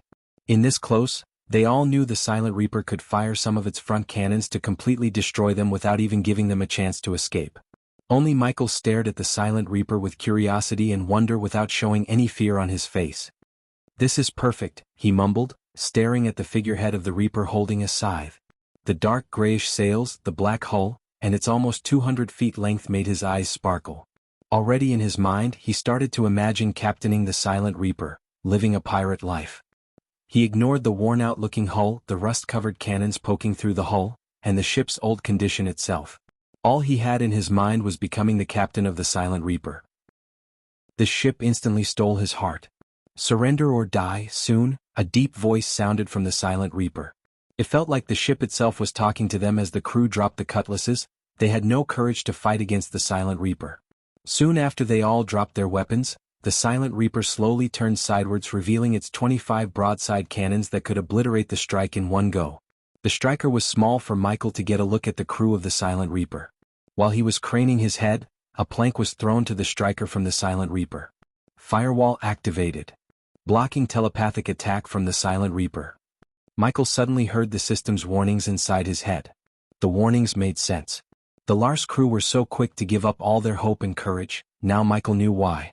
Something from the Silent Reaper had terrified them, just like his fear toxin, except the Silent Reaper seemed to be meddling with minds telepathically. Michael quickly turned his gaze away from the ship top Gaia. There was indeed fear in her eyes, but she didn't look pale or terrified like the rest of the crew. "System, can you block the Silent Reaper from playing with Gaia's mind? Subordinate Gaia has enough mental strength to fight off the telepathic signals coming from the Silent Reaper." "Fuck my luck," Lars mumbled before walking the plant to the Silent Reaper. Although he seemed less affected by the Silent Reaper, he was definitely not Captain Lars that Michael met before. One by one the crew members began to follow Captain Lars. "Let's go," Michael waved at Gaia. "What the fuck just happened? First, they wanted to destroy the ship and now want everyone to surrender? And did you notice how miserable the crew became after that weird voice sounded from the ship?" She rapidly fired questions at Michael. "Come on, let's go." Gaia was slightly surprised to see the excitement on his face. He looked like a kid who's going to his favorite place. "You're awfully excited," she asked, joining the line of the crew walking the plant to the Silent Reaper. "The chest. Inside my space ring," he answered Gaia while walking. "Trouble really follows us, huh? First, those southern jerks wanted to buy us, and now, a freaky-ass ship wants us to get on board." She had to raise her voice a bit because of the thunderclaps. Also, they had to walk carefully as the storm was powerful enough to push them down into the sea from the wood plank they were walking on. "I need to cut this freaking hair." Michael cursed his shoulder-length hair when it became wet and flew across his eyes, blocking his vision. In a battle, if his hair blacked his vision even for a split second, he would die. He would be a laughingstock if he died because of his long hair. "Move faster." Michael almost pushed the one walking in front of him. He wanted to get the view of the Silent Reaper's crew because he really wondered whether he would meet Davy Jones himself or not. A few minutes later, Michael finally saw the crew he was waiting for. The remaining crew, including Lars, was surrounded by a group of dirty, greasy pirates who smelled like rotten fish. The crew of the Silent Reaper came in all sizes, including midgets to 7-foot-tall giants. They were all human, unlike Michael anticipated. There was no octopus-faced crew member. The Silent Reaper crew didn't wear any distinctive clothes but ragged, dirty clothes. "I had to say, I'm kinda disappointed," Michael said to himself. Considering the Silent Reaper looked and functioned very similar to the Flying Dutchman, he was kinda expecting to meet a crew resembling the Flying Dutchman's too. Yet, instead of those terrifying crew, he was welcomed by a crew that could be compared to Captain Barbassa's and Jack Sparrow's crews. The Silent Reaper's crew was licking their lips, staring at Gaia. They seemed like starving dogs. Both Michael and Gaia ignored these dirty pirates. They just wanted to see how the situation is going to play out before revealing their secret. "Welcome to the Silent Reaper." Taking his gaze away from the crew, Michael turned his head in the direction of the voice to see a tall muscular man towards them. He had dark skin as an African male, he stood almost 6'2" feet. This black man had an authoritative feel about him, and he had a scar running across from his left upper eye to his right cheek. One couldn't see a single hair on his clean-shaven head, he had pierced both earlobes. The thigh-sized arms looked like they could crush a man to death while his torso had defined muscles. He was neither wearing something fancy nor dirty ragged like the rest of the crew but just a short-sleeved transparent tunic and khaki-color breeches. He was accompanied by 2 cutlasses that hung on each side of his waist. He had the perfect thick voice for his muscular body. His dark eyes scanned everyone on board for a few seconds before they landed on Gaia and Michael. "What do ye pirates want?" Lars interrupted the man's gaze by stepping forward after mustering all his courage to do so. "Look ere Cap'n, a fearless one," a bald man standing only 4 feet laughed at Lars. Soon the rest of the Silent Reaper crew cackled. "What can ye offer, Cap'n Lars o' the Striker?" the black man asked with an amusing smile on his face. 3 million worth o' pillage, in exchange fair me and me crew's lives." Lars turned his head to look at Michael who was standing among his crew. Michael smiled. He didn't think Lars actually noticed the chest taken by him. Following Lars' words, every pair of eyes on the ship fell on Michael and Gaia. "Interest in offer and interest in people," the black man said. "Ye took a lass on board, no wonder ye ended to the sky in our sight." The short man had a surprised look on his face. "Ye don't take a lass on board, they be bad luck," another one of the crew members exclaimed. This one had a bald head, a greasy beard, and teeth that were so dirty that it would make even an aged dentist raise his brows. The black man signaled his men to let Michael and Gaia come forward. "No one steals from me." Just when he was walking past Lars, he said in a husky voice. "Hi readers of Ranobes and other sites, if you are wondering why there was no update for some time, it's because I was tested a COVID positive. I had to take bed rest. Always check Web Novel for my announcements as I explained about my condition and update schedule in Web Novel.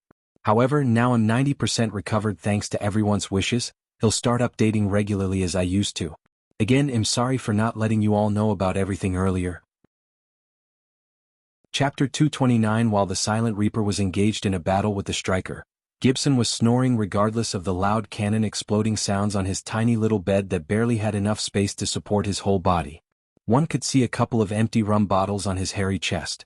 His once first body now turned flabby, fat covered most of his muscles. A particularly notable feature was his missing limb. He lost his right leg when he was serving under Her Majesty many years ago. At that time he wouldn't even have imagined a pirate life, yet here he is, sleeping in a pirate ship. Cha. He slapped his own cheek in sleep to find a peanut stuck in his bushy sideburns. The empty rum bottle on his chest reflected a round face with a softly shaped jaw, a straight nose and 2 sleepy brown eyes. His medium-length hair was all over the place as some of the strands were running into his mouth. Boom, boom, boom. What now? Finally Gibson couldn't take any more of violent shakes or the loud booming sound. He picked his body from the bed before fitting the wooden leg to substitute his lack of right leg. "Even a curse couldn't cure the hangover of mine, hee," Gibson chuckled, throwing away his empty rum bottles.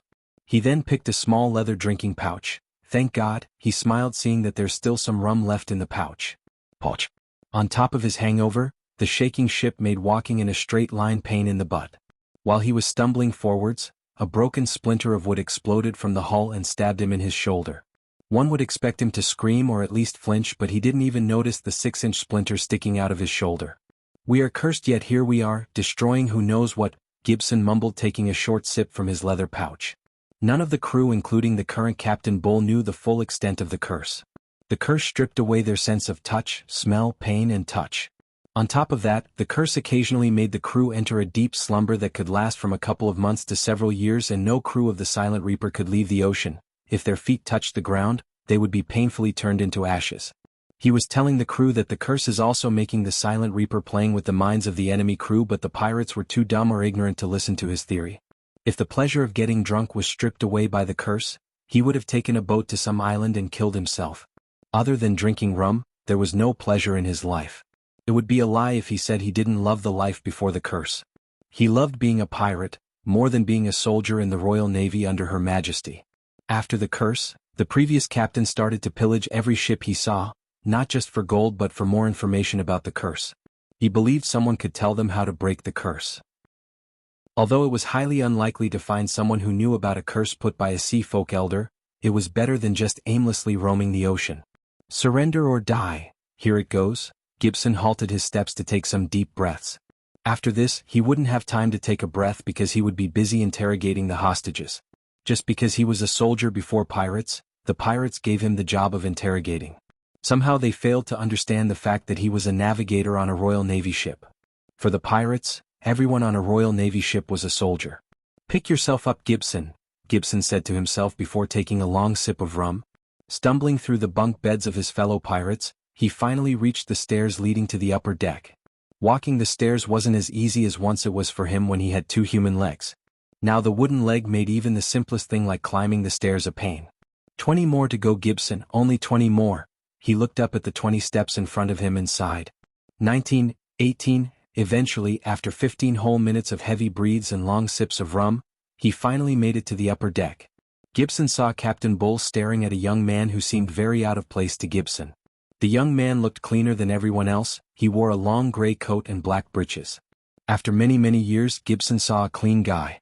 The young man had the perfect jawline and features that would make any girl's heart beat faster. He was so handsome that he would make every prince Gibson had met pale in comparison.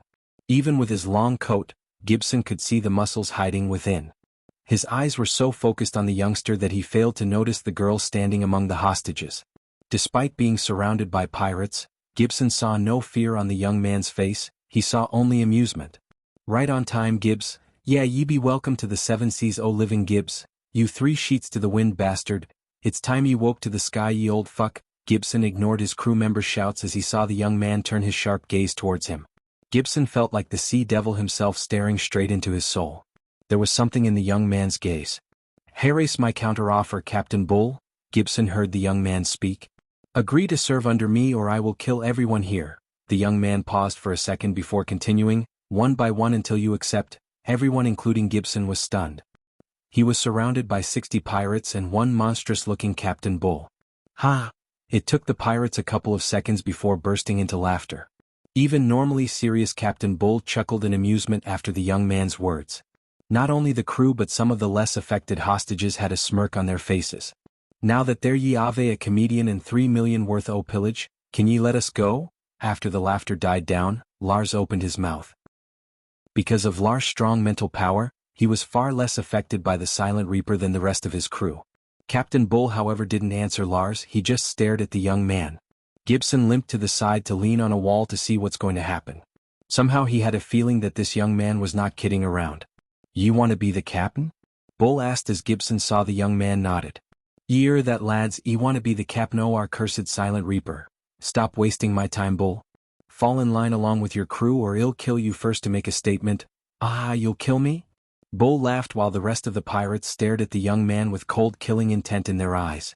"All right, I'll let ye try." Bull took out his 2 cutlasses. The crew quickly cleared the center of the stage for Captain Bull to kill the young man. "Give him a sword," Bull said to the short man, but he saw the young man shake his head walking towards the center of the deck. Every pirate and hostage on the ship stared at Michael like he was the stupidest person they had ever met. By comparing their body alone they could tell that Bull could snap the young man in half. If he had taken the weapon he would have at least had a fighting chance, but now, he seemed like dead meat in their eyes. "No need." The young man stood a few meters away from Captain Bull without a weapon in his hand. "What is he doing?" Gibson asked himself, looking at the young man. "Are you gonna stand there all day?" Bull was provoked by his words and the careless look on his face. He clenched his 2 cutlasses tightly to leap at the young man. The pirates and the hostages were expecting a gory beatdown when they saw the young man calmly raise his hand. Zzzzrrr. Boom. The next moment, they were stunned beyond words to see a thick bolt of golden lightning shoot out of the young man's hand. In a blink of an eye, the lightning bolt went straight through Captain Bull's head as his head exploded into a red mist. He cast spell. Gibson's body went rigid while many people lost control over their bladders. They were scared shitless. For a long couple of seconds, they just stared at the headless body of Bull wandering around on the deck without uttering a word or moving a muscle. It wasn't a long fight with fancy moves. In fact, the fight didn't even last for more than a couple of seconds. From Bull raising his cutlasses to his head exploring happened so quickly.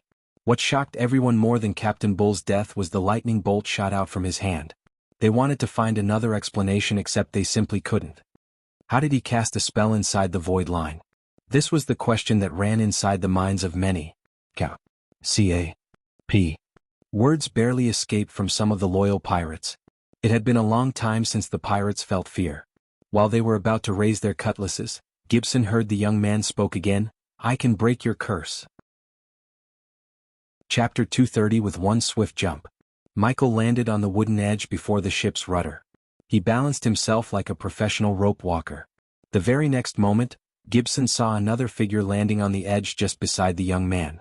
The girl's black hair beautifully fluttered in the wind while the flashes of lightning revealed her perfect hourglass structure to every single one of them. The girl made the pirates even more terrified because the pirates think that if a girl comes on board a ship, it's bad luck for all of them. They were still in shock when Gibson saw the young man started talking. "You may address me Lord Lucifer and her as Dark Queen." The name Dark Queen somewhat felt weird, yet the reason Michael chose the name was that it would be more suitable and badass in the future when he actually has an army of soldiers under his command. Besides, after he marries her, she would become his official queen, the Dark Queen. "I know it'll be hard, but anyone who intercepts my speech will die like your Captain Bull," Michael said after sending another bolt of lightning near Bull's bleeding headless corpse. "You've all seen a glimpse of what I can do to anyone who stands against me. Now I'll tell you what I can do to those who stand behind me." Gibson's hangover disappeared after he saw what happened to Bull, and now giving his full focus to the young man. "I can make you rich and powerful like you've never even imagined." Michael flicked his wrist as the chest he stole from Lars appeared on the deck below him. The light radiated from the goodies inside the chest brightened up the faces of the pirates. "This is just a glimpse. I also know what you desperately need now is not pillage but a way to break the curse." What he just said got the interest of the pirates more than the shining chest did. "As long as you agree to serve me, you won't be bothered by the curse." Michael reached his hand out at the pirates as a hot wave of air brushed past them. "I can feel the hot air," Gibson mumbled, feeling a sensation after more than a decade. Not only Gibson but every single pirate was also dumbstruck by the sensation of feeling hot air on their faces. Just by looking at their faces, Gaia could tell they want this feeling to last forever. Gibson never thought a simple thing such as hot air on his face would make him this happy. "This is better than booze," Gibson said to himself. It took everything in him not to speak anything aloud. He was very positive that uttering any word would get him killed. While Gibson was in a daze, he noticed Shorty, the 4-foot pirate, slowly raising his hand. "Go ahead." Gaia really didn't want to laugh at Shorty, but it took so much control not to laugh. "Can we go to the mainland or step on any land for that matter?" "Yes, you can, but all of these can happen only if you serve me loyally. I don't have any place for disloyal crew on my ship." Gibson saw a couple of pirates grin. He could tell that they already decided to join this young man's crew. If it was for their captain before Bull, they would have hesitated to jump the crew or even fought the young man for attacking their captain because he had won all their loyalty including Gibson's. Since that captain was long dead and the young man was claiming that he could break the curse, there was nothing to hesitate about. Plus, the 3 million worth of gold, diamonds and gemstones didn't hurt. "Now speak your mind," Michael said, folding his hands against his chest. The pirates stared at Michael for a few seconds. Their eyes were full of fear towards Michael. Yet, Shorty stepped forward mustering his courage. "If you join your crew, what's our share in pillages?" Both Michael and Gaia were surprised by the pirate's question. They were expecting questions related to the curse, yet the short one asked about their share. "What's your share under your late Captain Bull?" "Before the curse, we would share in 80-20 ratios. 80 for Captain, 20 for us. You'll get double under my command." The short pirate didn't even take a second after hearing Michael's last statement. He just awkwardly knelt down on 2 knees pledging his loyalty. "System." Michael willed the system to partially break the curse in his mind. The next moment, Gibson saw a bright light beam coming out of the young man's hand. The light beam reached Shorty as his face began to show a cocktail of emotions. Soon, tears began to roll out of his eyes. "I can feel again the air, the smell of the sea." "Step aside, Shorty." Gaia waved her hand as Shorty was moved aside by a gust of wind. "You have 10 seconds to decide your next move." Michael's voice was cold rather than calm. In a short time, the pirates would be the ones getting the most out of this deal. Therefore, if they hesitated even after he explained everything he could do for them, he would kill every single one of them except Shorty. "Yeah, fuck it." Gibson limped towards the young man. His old instincts told him that following the young man would be the best choice he could make in his life. Gibson saw a slight smile energy on the young man's face when he stepped forward. "Captain. Lord Lucifer." Following Gibson, every single pirate on the deck awkwardly bent their knees, pledging their loyalty to Michael. As before, the light beam shot out from his hand, but this time, it enveloped all the pirates in a bubble before vanishing from the sight. When the bubble disappeared, the pirates began to cry like little children. They were slapping themselves, pinching themselves as well as tasting the salt water on the deck. It was acceptable in Michael's eyes. After all, they never felt sensations like this in years. He gave them the time to enjoy the moment. Tinkering with the curse did come with a cost, as they lost the Silent Reaper's ability to terrify the hostile crews. According to the system, that was a byproduct of the curse, and by removing the curse partially, Michael also removed that ability. He knew it was a necessary sacrifice to earn their loyalty, so it was worth the trade. Now I have to deal with you guys. Michael turned his gaze towards Lars and his crew members, who were standing still in fear and shock. Some of them even peed in their pants, imagining what might happen to them. Let us go, Lars stuttered in fear. With the ability to cast spells inside the void line, Lars knew these two would be a god and goddess in the southern continent. No matter how powerful the Spartan army was, Lars knew a couple of spells could easily decimate them. Let you go? Ah, Michael chuckled. The pirate stood up with newfound loyalty towards Michael. You fucker wanted to sell us. Gaia's voice was cold. Tell us who your contact was and he'll kill you quickly. Lars' mouth kept opening and closing. To be honest, he only talked with the buyer through the communication stone. The two who came riding an eagle were just the subordinates of the buyer. They never told Lars their names or where they were from. You don't know? Michael could tell that Lars had no idea about the two tog-wearing southerners by looking at his eyes. Michael disappointedly shook his head before nodding at Gaia. Poison grasp, she uttered the words, pointing her finger at Lars and his men as a green mist began to form out from thin air. The green mist soon transformed into itself a giant hand. The giant hand then swooped the group from the floor. Wow, what is this? How can they cast spells? New captain and his girlfriend is awesome. Oh my god, including Gibson. Every single pirate was in awe. They were speechless as Lars and his men struggled against the hold of the green giant mist hand. Gaia pointed her fingers at the sky as the green hand ascended from the floor with the men. Inferno, she fired a spark of fire at the green mist. No! Lars and his men screamed. The poison already seeped into their bodies, making them cough out blood. When the fire spark hit the green mist, it instantly caught fire. Soon the green mist exploded, lighting up the night stormy sky. Their blood rained down on the pirates, making the scene horrifying. She demonstrated what she could do to inflict fear in the hearts of the pirates. Michael just stared at the sky where the group exploded. He knew with cultivation power he could do anything in the southern continent, but rather using his 3-hour power to attack the kingdoms, he wanted to forge alliances with the senates. Controlling the Senate from the shadows seemed to be the best way to go.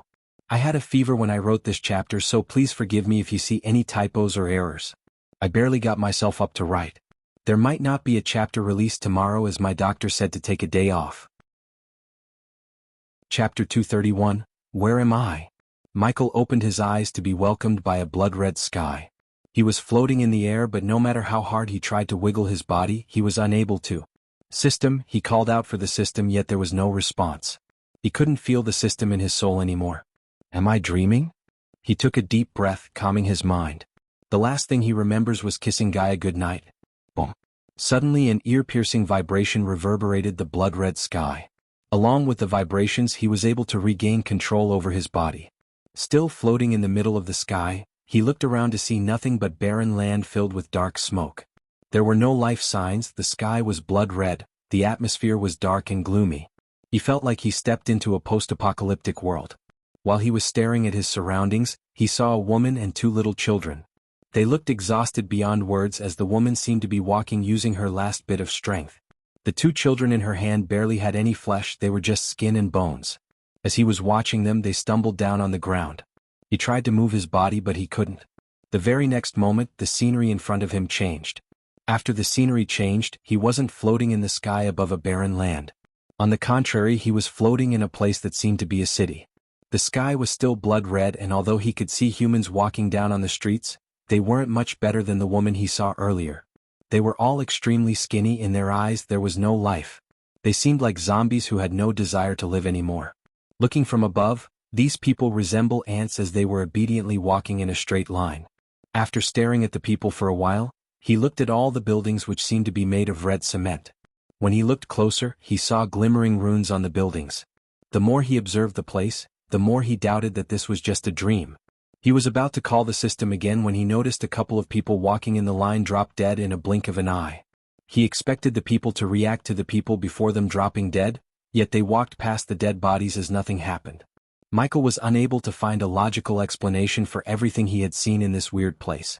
Surprisingly, Michael saw hooded figures covered in blue robes descending from the sky. "Hey!" he shouted at them, yet they didn't seem to hear or notice Michael. The hooded figures landed beside the dead bodies. 2005 dead today so far. Yesterday I had burned 4,000 bodies. Their words made Michael frown. "This doesn't seem very dreamy to me," he mumbled. The two hooded figures then waved their hands as crimson-red flames engulfed the dead bodies on the ground. The scenery changed again as now he was floating in the sky above a large circular stage. The stage was occupied by more hooded figures he saw before, children of various ages and more skinny people. Except for the hooded figures, the others were chained and brought to their knees. "Stealing is forbidden and it's a crime punishable by death."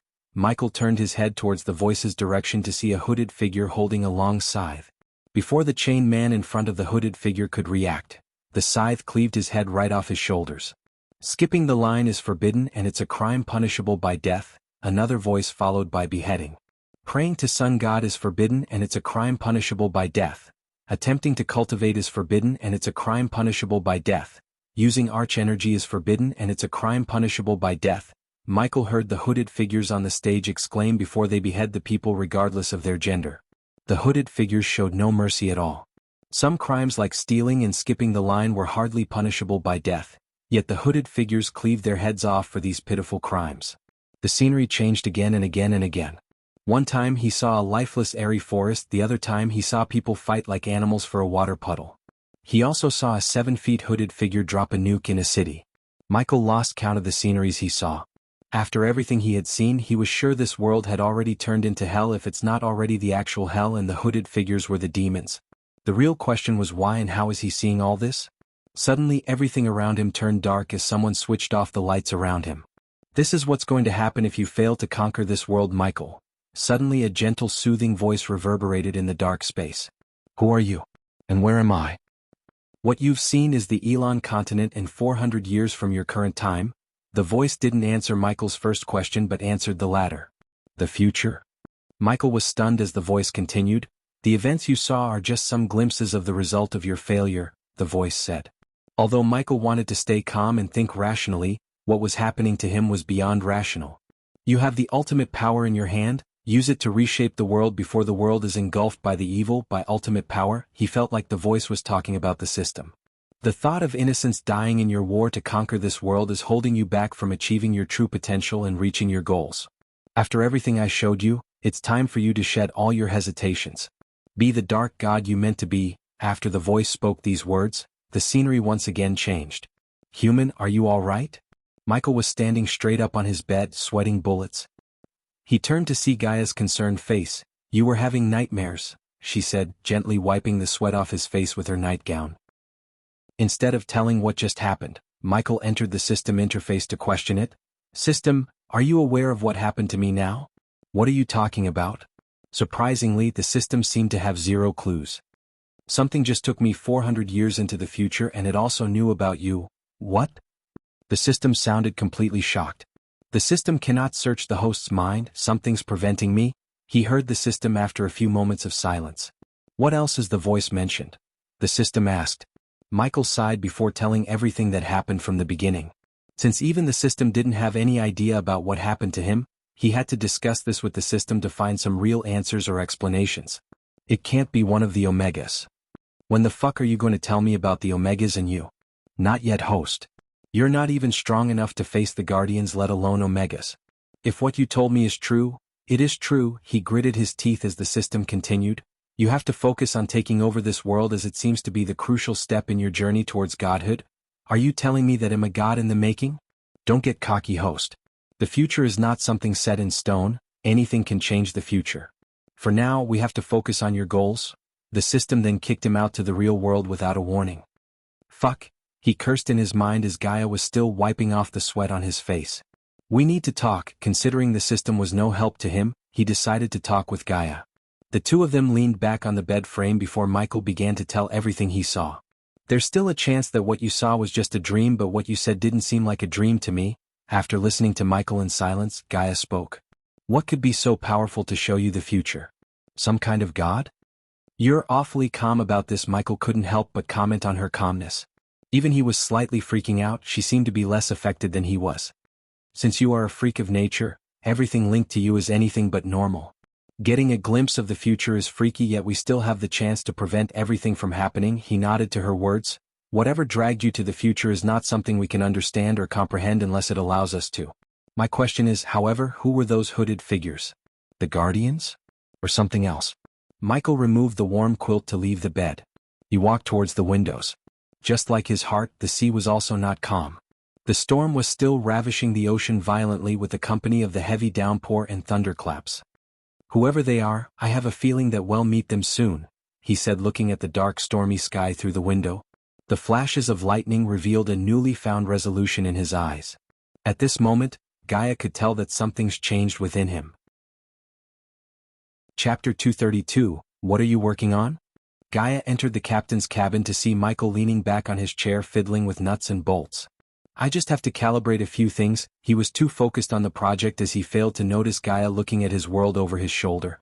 She could see it kinda looked like the grappling hook they were using, but instead of hooks, she saw him place multiple syringes on a gauntlet. The gauntlet was smaller than the grappling hook. Oh, you're here, Michael finally noticed Gaia. Give me your hand. He didn't even wait for her as he just took her right hand. With her hand on his hand, Michael grabbed the gauntlet before gently placing it around Gaia's wrist. It's gonna sting a bit. What? What? She felt a sharp pain in her wrist. It was like a couple of bees stinging at the same time. She looked at the gauntlet to see the syringes plunging themselves into her wrist before completely disappearing. Are you gone? Don't move, she was interjected by Michael. She rolled her eyes a bit and looked at him and placed a transparent glass-like sticker on the back of her neck. She expected it to sting as earlier, but she only felt a slight tingling sensation in her brain. When I cut your hand, think of a healing potion. She frowned, but she ultimately nodded her head. With a gentle smile, he picked the dagger hanging from her slender waist. Carefully, Michael made a cut on her left forearm as she thought of a healing potion as he instructed her to. Suddenly, she felt the syringes inside her right wrist move. Can you feel something? Yes, those needles are moving, as she said. A wide grin emerged on Michael's face. It's working. When did I become a guinea pig for you? A cute little guinea pig, Michael chuckled, pinching both of her soft cheeks. It's my new invention. I call this APD. Automatic Potion Dispenser. Michael rummaged through the junk on the table to grab another gauntlet. The name is pretty explanatory. I was able to squeeze in 8 syringes, fill the syringes with whatever potion we need, and whenever we need it, we just have to think about it. APD will inject the potion directly into our bloodstream. The best part is, it's made of junk metal, so no energy radiation. She could tell by his wide grin that he's so proud of his invention. After hearing what he said, it was obvious how useful this could be in a real battle where enemies won't wait until one takes out his potion and uses it. With this, it's almost guaranteed that we'll win the championship tournaments. Gaia's face lit up instantly. She knew in the first couple of rounds, using potions would be forbidden. However, if they used this gadget, the judges would have no idea as it would radiate 0 energy. It's cheating, but I like it, she revealed an evil grin. Making the device wasn't costly as it only required him to use some common materials. However, what cost him more was the sticker he placed on Gaia's neck. The sticker was an advanced metal that controls the pulses between the drive and the brain. Since his inventor trait was not high enough to build components that manipulate biochemical signals inside the body, he had to buy it from the system. A single sticker cost him 5,000 badass points, and it could only allow 2 kinds of potions to be loaded into the APD. Ah. Captain. Lord, suddenly someone awkwardly knocked on the door. He could tell it's Gibson, who was standing outside by the voice. What does he want? Let's go see. Michael put on the APD beneath the sleeve before leaving the captain's cabin. When he opened the door, he saw Gibson, Shorty, and a few other pirates waiting for them. In their eyes there was fear more than respect. The way he killed Bull was still freaking out the pirates. Lord Lucifer, we'll reach the Pirates' Cove in an hour, Gibson said. The sky was unusually clear. Nodding at Gibson, Michael walked to the edge of the ship to soak in all the sunlight. After numerous days of heavy downpour, it was a welcome sight to see the sun once again. I need you to stop drinking, Gibson, looking at the clear sky, Michael said. I can't have a drunk for a first mate, his words stunned Gibson. This will help you stop the habit, Michael tossed a slimy purple potion to Gibson. He knew how hard it was for addicts to stop their habit. If it was on Earth, recovering from addiction would take an immense amount of willpower and dedication, but in this world, all Michael has to do is make a potion that would help one get rid of the addiction. It's either drink this, get rid of your addiction and get fucking rich like a king, or end up as a snack for the sharks below. Michael let his words sink into Gibson's mind for a few seconds before offering something that he won't be able to refuse. Plus, it'll get you a new leg, not some wooden artificial stuff. A real leg. Although Michael had no way of making limbs grow again at the current time, he was positive he would get the ability through the system or find a 6-star healer subordinate to do so in the future. Also, he didn't give a shit about others' drinking habits.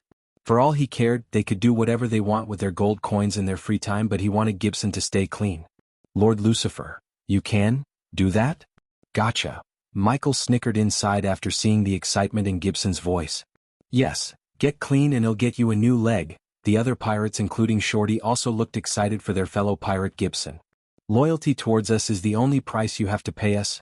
Gaia leaned on the ship's mainsail beam and said.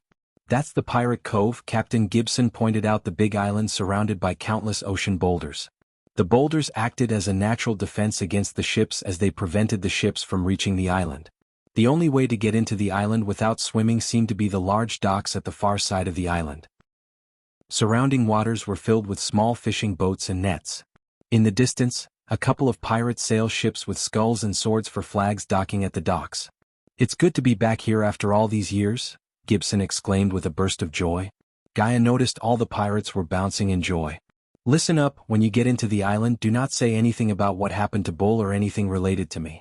I'm just a pirate like you and she's my girlfriend. If you blabber anything to anyone, it'll personally end you. For a few moments, the pirates looked dumbstruck, but soon, they all just nodded in agreement. If anyone asked about the curse or Captain Bull lost his life lifting the curse. That's the story. Captain, it'd be hard for them to believe that you two are pirates, Gibson whispered to Michael standing beside him near the rudder. Just say we came from the northern continents, since it was not possible to get dirty like the rest of the pirates. Michael asked Gibson to tell the truth to cover up his real identity. Besides, he would soon reveal himself as the captain of the Silent Reaper to the world. He just wanted to gather more information about this part of the world before making any important steps. Gibson, I also want you to buy everything on the list. Michael handed over a piece of paper to Gibson with a pouch of gold coins. Gibson opened up the paper to see a list of familiar names. They were all items, metals, and things related to the ship itself. The closer his ship got to the docks, the clearer he could see the island. The Pirate Cove was a tropical island with various wooded buildings and occasional watchtowers. Trees such as palm and coconut added a certain charm to the island. What made the island more beautiful was the colorful coral reefs. They were like nature's carpet welcoming them into the island. The TV shows and movies didn't do justice to the beauty of Pirate Cove in Michael's view. This is gonna be fun. The Silent Reaper slowly made its way to the docks under the shocked gazes of little children who were standing on the shore. Its black eerie look gave chills to many citizens of the Pirate Cove. Just by looking at all those fresh fishes caught by the net, Gaia's stomach started to scream for some grilled fish. I assume you're all headed to a tavern. Of course, Captain. Sorry, how do we call you now? Shorty seemed like he cannot wait to step on the shore and get drunk to his throat. For now, I'm David and she's Eli. See you at the Burning Candle, David. Eli. Shorty don't wait for the ship to get docked but jumped into the water outside. The other pirates were slightly afraid of stepping onto the shore, yet Shorty decided to rush towards the shore with no worries. He's excited, Gaia chuckled seeing the little guy swimming like a shark chasing him behind. Get yourself a bath and meet me at the tavern, Michael said to Gibson before leaving him behind. Gibson took a sniff of his shirt and realized the urgency of a bath and a set of new clothes. Chapter 233. After leaving the Silent Reaper at the docks, Michael and Gaia wandered through the sandy roads of Pirate Cove. Everywhere Michael turned, he could see tropical trees, buildings made of nothing but wood, broken fishing boards that were being used to shelter drunken pirates, and little children playing pirates. The island was pretty lively. I am Captain Redbeard, bow before me. If you're Captain Redbeard, I'd be Captain Tanasha. Did you see the scary ship at the docks? It's the Silent Reaper. My grandpa told me stories about it. Who's the captain? While Michael and Gaia were roaming the island, he heard children and grown men gossip about the Silent Reaper. Because the Silent Reaper appeared at the Pirate Cove nearly 3 decades ago, many stories about the ship turned into rumors. Only a handful of elderly citizens in their 70s had more information about the ship, its crew and the curse. As he was walking, his courage was raised by the light, which streams through the palm and coconut trees lighting up the beauties of the island, and stopped to smell the flowers and examine things, which he never thought existed. Cutlasses forged using the finest steel. Rum barrels wholesale. High-quality tobacco and sugar. Under the shade of tropical trees, merchants were shouting loudly to attract the attention of newly arrived pirates. Not a single food stall, Gaia sighed after searching the line of merchant stalls for something to eat. There's no clothing store either, Michael said. He wanted to change his clothes to blend with the natives, yet wherever he looked, he couldn't find a clothing store or a place where he could buy some piratey clothes. Let's go to the tavern, Imbit. Gaia was sweating as she was inside an oven. The lack of arch energy in the atmosphere took a toll on her body. To find the tavern, Michael didn't have to ask for direction, he only needed to follow the grown men. Eventually, after following some men, they reached their destination. The Burning Candle. Michael read the signboard hanging above an old wooden door. From the outside it looked lively, folksy, and enchanting. Softwood and well-crafted wooden beams make up most of the building's outer structure. It was near impossible to see through the dirty windows, but the sounds of dancing and singing from within could be felt outside. As they entered the tavern through the well-crafted wooden door, they were welcomed by amazing but unknown scents and laughing voices. The bartender, who was a middle-aged woman, was a little preoccupied with customers but still managed to welcome them with a wink. It was as engaging inside as it was on the outside. Several walls supported the upper floor and the large candles attached to them. The walls were loaded with hundreds of small ship parts, all signed and most likely donated by fellow pirates. The tavern itself was packed. Pirates seemed to be the primary clientele here, which often led to exciting evenings. Several long tables were occupied by separate groups of pirates, all enjoying themselves, but they kept to themselves. Among the tables were Michael's crew, who seemed to be losing their consciousness due to the rum they were chugging non-stop. Some were even dancing on the table while others were cheering from them by clapping and yelling. The other, smaller tables were also occupied by people who were playing games and, judging by their laughter, were either telling jokes or great, perhaps embarrassing tales. Even most of the stools at the bar were occupied, though nobody seemed to mind more company.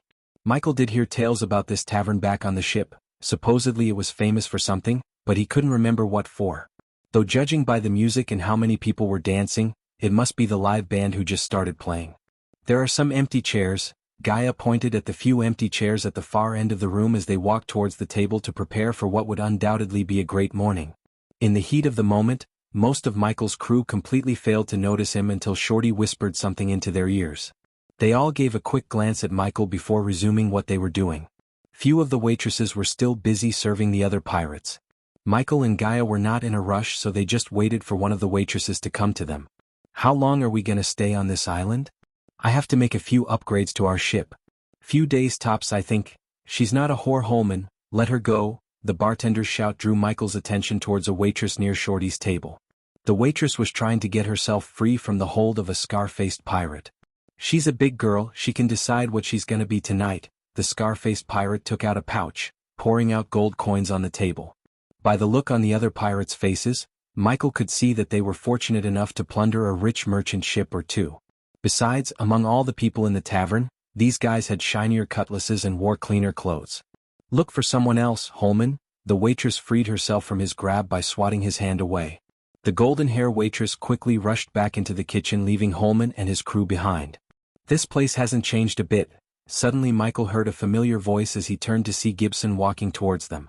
Compared to the man he met before, Gibson looked like a new person. It's really a wonder how a bath and a new set of clothes could do to a man. Gibson scratched the back of his head in embarrassment. Michael gestured at him to pull up the empty chair to their table. They'll get us something. Gaia left the table, leaving Gibson and Michael behind. Gibson would have offered to get something, but she didn't give him any time to offer his aid. Tell me about yourself, Gibson. Michael noticed his hands were shaking as well as his eyes were checking the rum served by the waitresses. It was obvious he wanted a drink. Michael took his attention from the booze with the question. Well, I was serving under Her Majesty before losing my leg and becoming a pirate. Her Majesty? The Empress of our continent. The Our continent was the largest in this world. It was larger than Elon and Azer continent combined. He knew little to nothing about our continent except the fact that he had unfinished business to take care of in our. On a scale of 1 to 10, how powerful is our continent? 20 or even 30, Cap. David Gibson almost said his real name but quickly corrected himself. The scholars say there are multiple magical ley lines under the land of R. Hence, everyone in every kingdom are fucking powerful. Also, those snobby bastards are ridiculously rich. Seems like my kind of place. Well, go there in the future. Gibson was about to protest this idea of them visiting our continent when his eyes widened in shock. He noticed Holman checking out Eli, the girl who killed a group of pirates like they were nothing.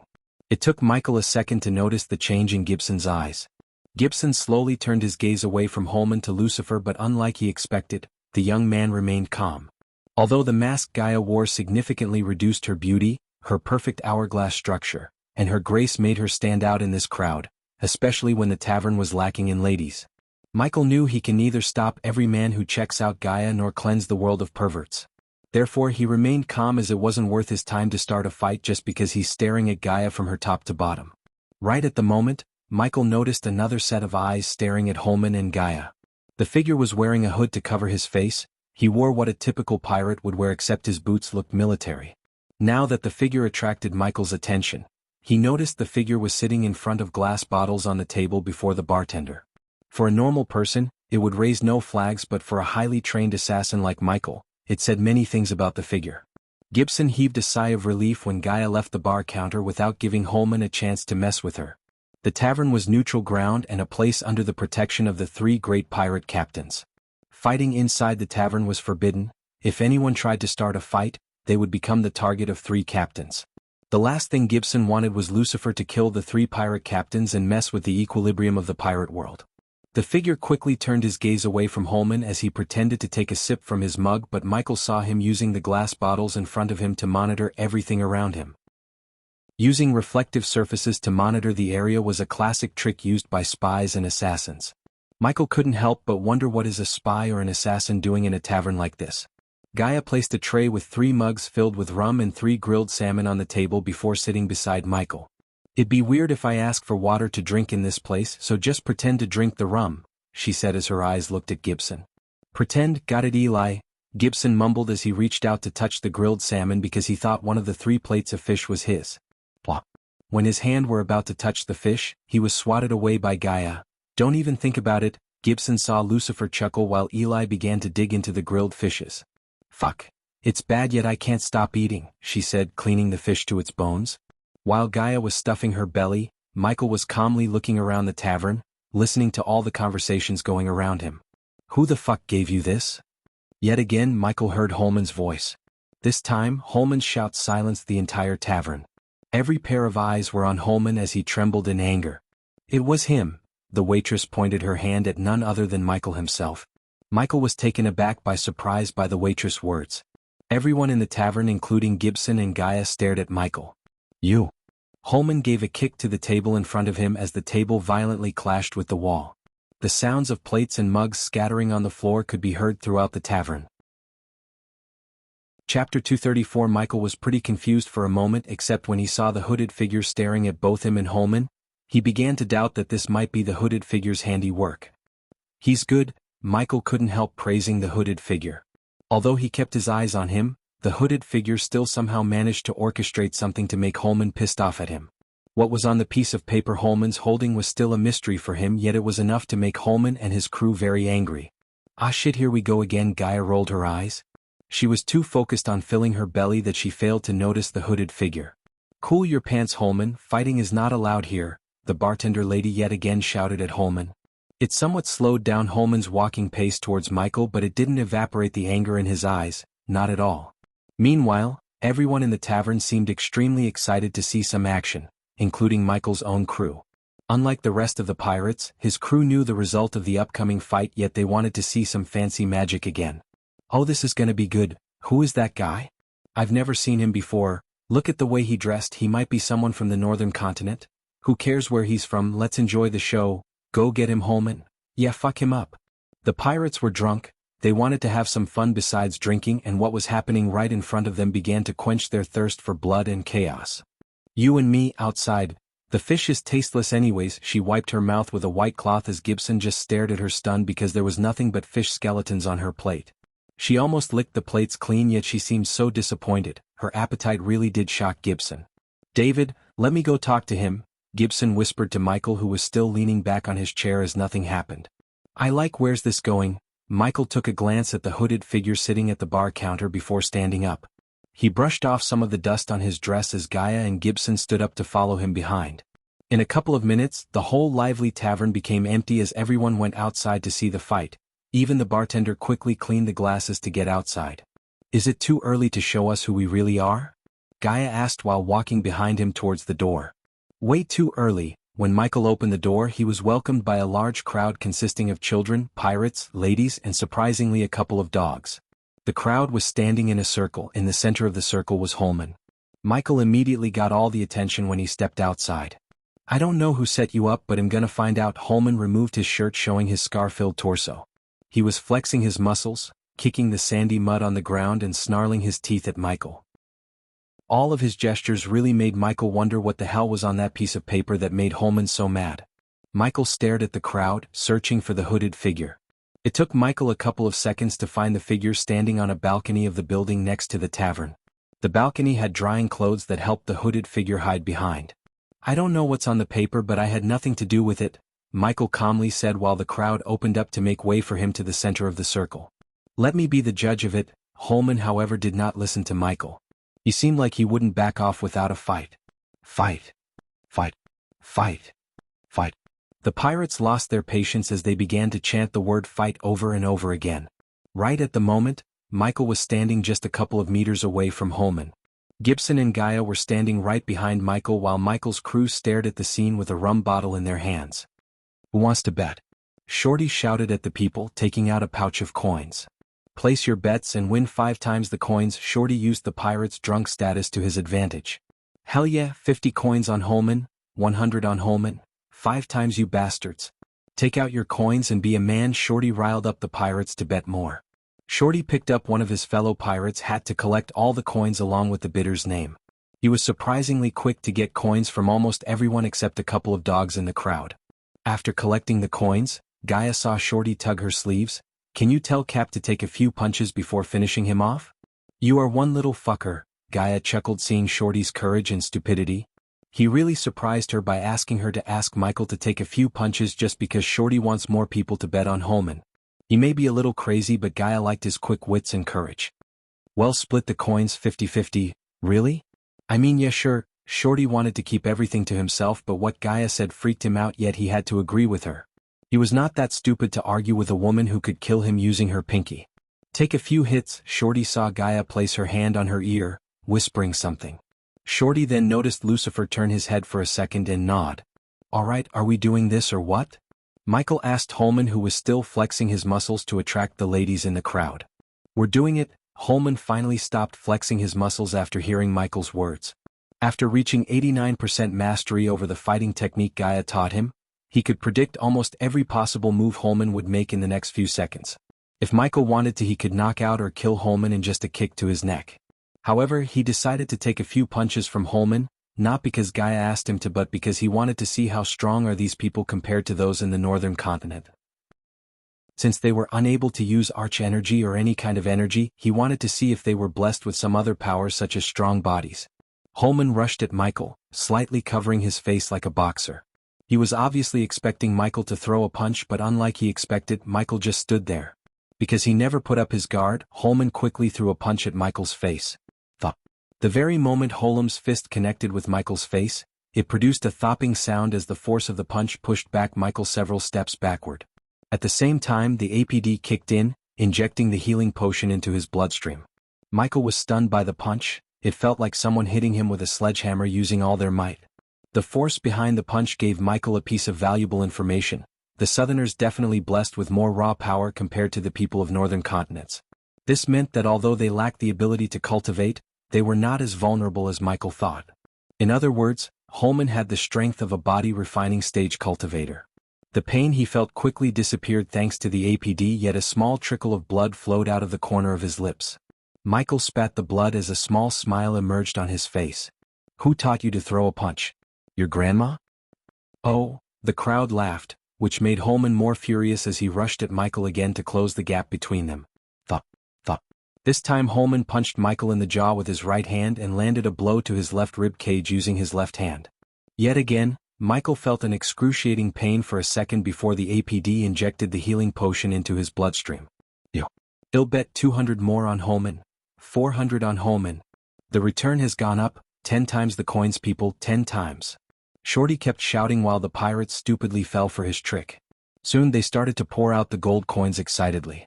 Meanwhile, Michael continued to take a few punches to fully comprehend the extent of Holman's raw strength and stamina. Why aren't you going down? Holman couldn't believe he was smiling even after receiving his punches. He definitely felt the youngster's rib broken by one of his punches, yet he showed no expression of pain on his face. I'll now show you how to throw a punch. Michael cracked his knuckles. However, before taking a step towards Holman, he turned back to throw a glance at the hooded figure standing on the balcony. Holman rushed at him again to finish him off while he was staring at somewhere else. As Holman threw the punch aiming straight at Michael's nose, he swiftly evaded the fist. The next second, Michael uppercut him in the jaw using just enough force to knock him out. Considering he gauged Holman's strength, he put enough arch energy to give him the power to knock him down. Thump. Ooh, what the? The moment Michael's fist met Holman's jaw, he was immediately knocked out by the force. His body hit the sand, producing a thud sound as the onlookers were made speechless. Get up. Gibson and the crew were yet again stunned by his display of strength. They kinda expected him to use some magic spells, but they never imagined him to knock Holman out in a single punch. That's how you throw a punch. Ding. Congratulations to the host for successfully being a badass. The reward is 300 badass points. Ding. Congratulations to the host for successfully being a badass. The reward is 500 badass points. Ding. Congratulations to the host for successfully being a badass. The reward is 300 badass points. Ding. Congratulations to the host for successfully being a badass. The reward is 600 badass points. Sweet, Michael grinned. When he killed Captain Lars and his men, he never received experience points. Considering they were not cultivators, it didn't surprise him, he was only kinda disappointed. However, now after receiving almost 3,000 badass points just by knocking out Holman, he began to feel the excitement rising inside him. Chapter 235, Is He Dead? It can't be. Hey, get your ass up. Fuck me, I just placed 500 coins on him. My coins? Stand up. The pirates began to splash whatever booze was in their hand on Holman's unconscious body, except no matter what they threw at Holman, he wasn't waking up. Get him. Suddenly, one of Holman's friends yelled orders at the others, pointing his finger at Michael. There were a total of 7 men in their early 30s who rushed at Michael to avenge Holman. See, keep your mouth shut. Just when Gibson was about to call him captain and ruin their disguises, Gaia elbowed Gibson in the ribcage to shut him up. She then quickly gave a glance at the rest of the crew to stay still. 6 of Holman's friends surrounded Michael while one knelt down to check on Holman. 7 versus 1, the odds are against you boys, said Michael calmly. You stupid? We're gonna mop the floor with you. Let's teach him a lesson. Holman's friends taunted Michael. Considering they were pretty drunk, they seemed to forget how he knocked out their friend Holman with a single punch. Just looking at their footwork and hand movements told him that they don't know any special fighting technique. Let's do this. Michael just raised his finger to call them up as 2 of Holman's friends rushed at him from the front while one moved from Michael's behind. The distance between the 2 coming from the front was approximately 4 meters while the one trying to attack him from behind was only 2 meters. Therefore, he had to deal with the closest one before dealing with the others. When a fist came closer to him, he just stepped forward and then sideways as the guy lost his balance due to missing the punch. Before he could stumble down, Michael kicked his right knee, instantly breaking it. Ah! He screamed in agony, dropping to the ground. However, he did not give the guy any time as Michael grabbed his neck before sending a knee to the side of the guy's face, knocking him out instantly. Plus, one could hear a jaw-breaking sound when Michael's knee hit his face. After dropping one guy to the ground, the 2 who were rushing at him from the front halted their steps in shock because everything happened so fast as many weren't even completely sure of what just happened.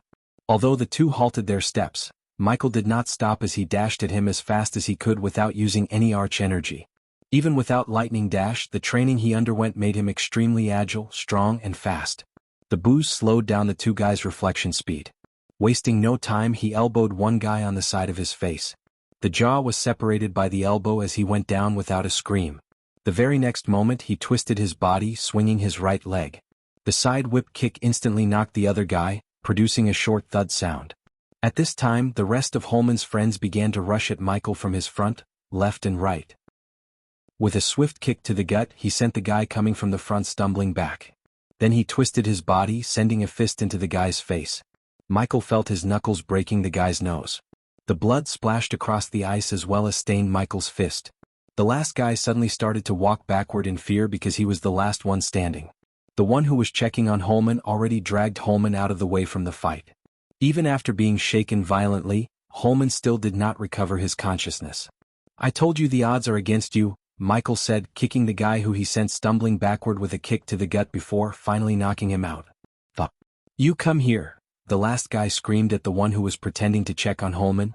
One could see that the guy was freaked out seeing his friends getting knocked out one by one. This time, Michael did not rush at him but just picked up a half-drunk rum bottle from the ground. The crowd was stunned at the scene as they now stared at Michael like he was some kind of freak. They watched Michael walk towards the last guy with the bottle in his hand. "You," the guy mumbled as he tried to unsheath his cutlass. Michael grabbed the guy's hand, stopping him from reaching his sword. "Next time, run away, crack." Michael smashed the bottle in the guy's head with enough force to knock him down. Out of the 7 men, 6 were knocked out. He turned his gaze towards the last man who was on the ground beside Holman. "Tell your friends this ends right here. If they try anything silly, that'd be the last thing they do." After warning the guy, he just turned around, walking towards Gaia and Gibson. "Put this in your ear." He placed an earpiece in Gibson's hand, whispering to put it into his ear. Among the chaos, no one noticed the little exchange between Michael and Gibson. The onlookers were too focused on losing their money to Shorty. After Michael left the area, Shorty did not linger around as he knew the pirates would rob him blind if he stayed. Shorty gathered his crew before running behind Gibson. After the fight, Michael and Gaia walked into a dark alley near the tavern. Michael had to lose the crowd as some people who lost coins because of him might try to start another fight. As much as he could, he wanted to stay off the grid without showing any of his powers before he could get a complete idea about this part of the world. Getting into regular fights would ruin his plan. "Where are we going?" Gaia asked. The place was dark, nothing but trash to accompany them in the alley. The tall buildings on either side prevented much of the sunlight from lighting the alley, hence the darkness. "You're gonna come down or keep following us?" Michael stopped walking and shouted, looking at the top of the wooden building beside him. Gaia was confused, but she soon saw movements up on the roof. Just a few seconds after Michael's shout, the hooded figure leaped down from the top of the building and landed in front of them comfortably. "Who the fuck is he?" Gaia asked Michael while he just stood there calmly, waiting for the hooded figure to start speaking. "You made me," the hooded figure spoke with a thick accent. He was standing at least 6 feet 5 inches with enough muscles to compete in a bodybuilding competition back on Earth. Yet he seemed so agile. "I noticed. It'd be nice if you tell me why did you choose me and what do you want? Call it a gut feeling. In putting up together a team and after what I saw, I'd say my gut feeling was right. It was you who set up that Holman guy, wasn't it?" Gaia connected the dots as the hooded figure's silence confirmed her theory. "Team for doing what?" "A simple retrieval. There are risks, but you'll 3 million in gold before and 3 million after the job's done. 6 million for a simple retrieving. I'm interested." He didn't believe someone would pay 6 million for a simple retrieving job. However, he wanted to learn more about this part of the world and its people. Doing this job would not only make him rich but also help him gather more information. Besides, he wanted to know who's willing to pour out that many coins and for what. Even if the team just consisted of 4 people and the same payday for everyone, it would cost the one running the operation 24 million. If someone was willing to pay 24 million, he knew what he wanted to be retrieved must be worth it. "Meet me at the docks in 8 hours, we'll be headed to Giselle." The moment the hooded figure mentioned the name Giselle, Michael's brows arched up. Kingdom Giselle was his destination. It was where the source of Nightcrawler's magic radiation hiding artifact. He paid the system a hefty sum to get the location. He even left the Demon Soul Stone back at the Abyssal to get his hands on the artifact before anyone else could.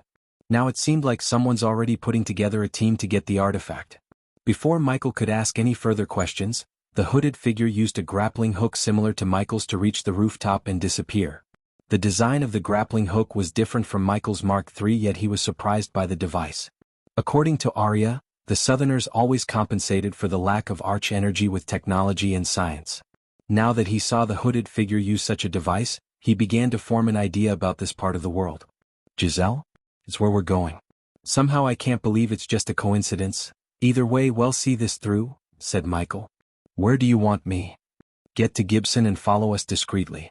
In doing this alone, he gave a gentle pat on her shoulder before leaving the alley. Since they didn't want the hooded figure to know the Silent Reaper belonged to them, they had to be cautious. They had to keep their cards close to their chest without revealing them because they could be used to their advantage if the hooded figure tried to double-cross them after the job was done.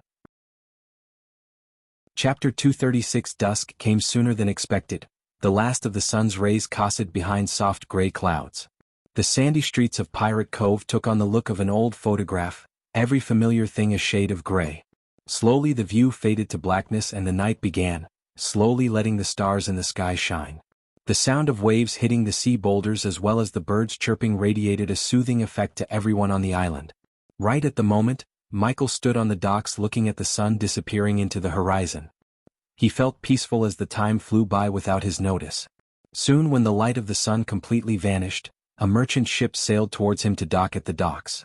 "Hop in." After the ship stopped, Michael saw a 7 feet gigantic man throw him a plank to get on board the ship. The moment he stepped on the upper deck, he noticed a handful of crew running around the deck. "Welcome on board, new guy." Michael had to look up to see his face. He had ruffled short-length hair, well-defined muscles like a bodybuilder. He only wore brown breeches as well as black boots, nothing to cover his upper body. On his behind, Michael noticed a huge warhammer hanging on. Coupled with his dark skin, the man could give a heart attack to any soft-hearted person.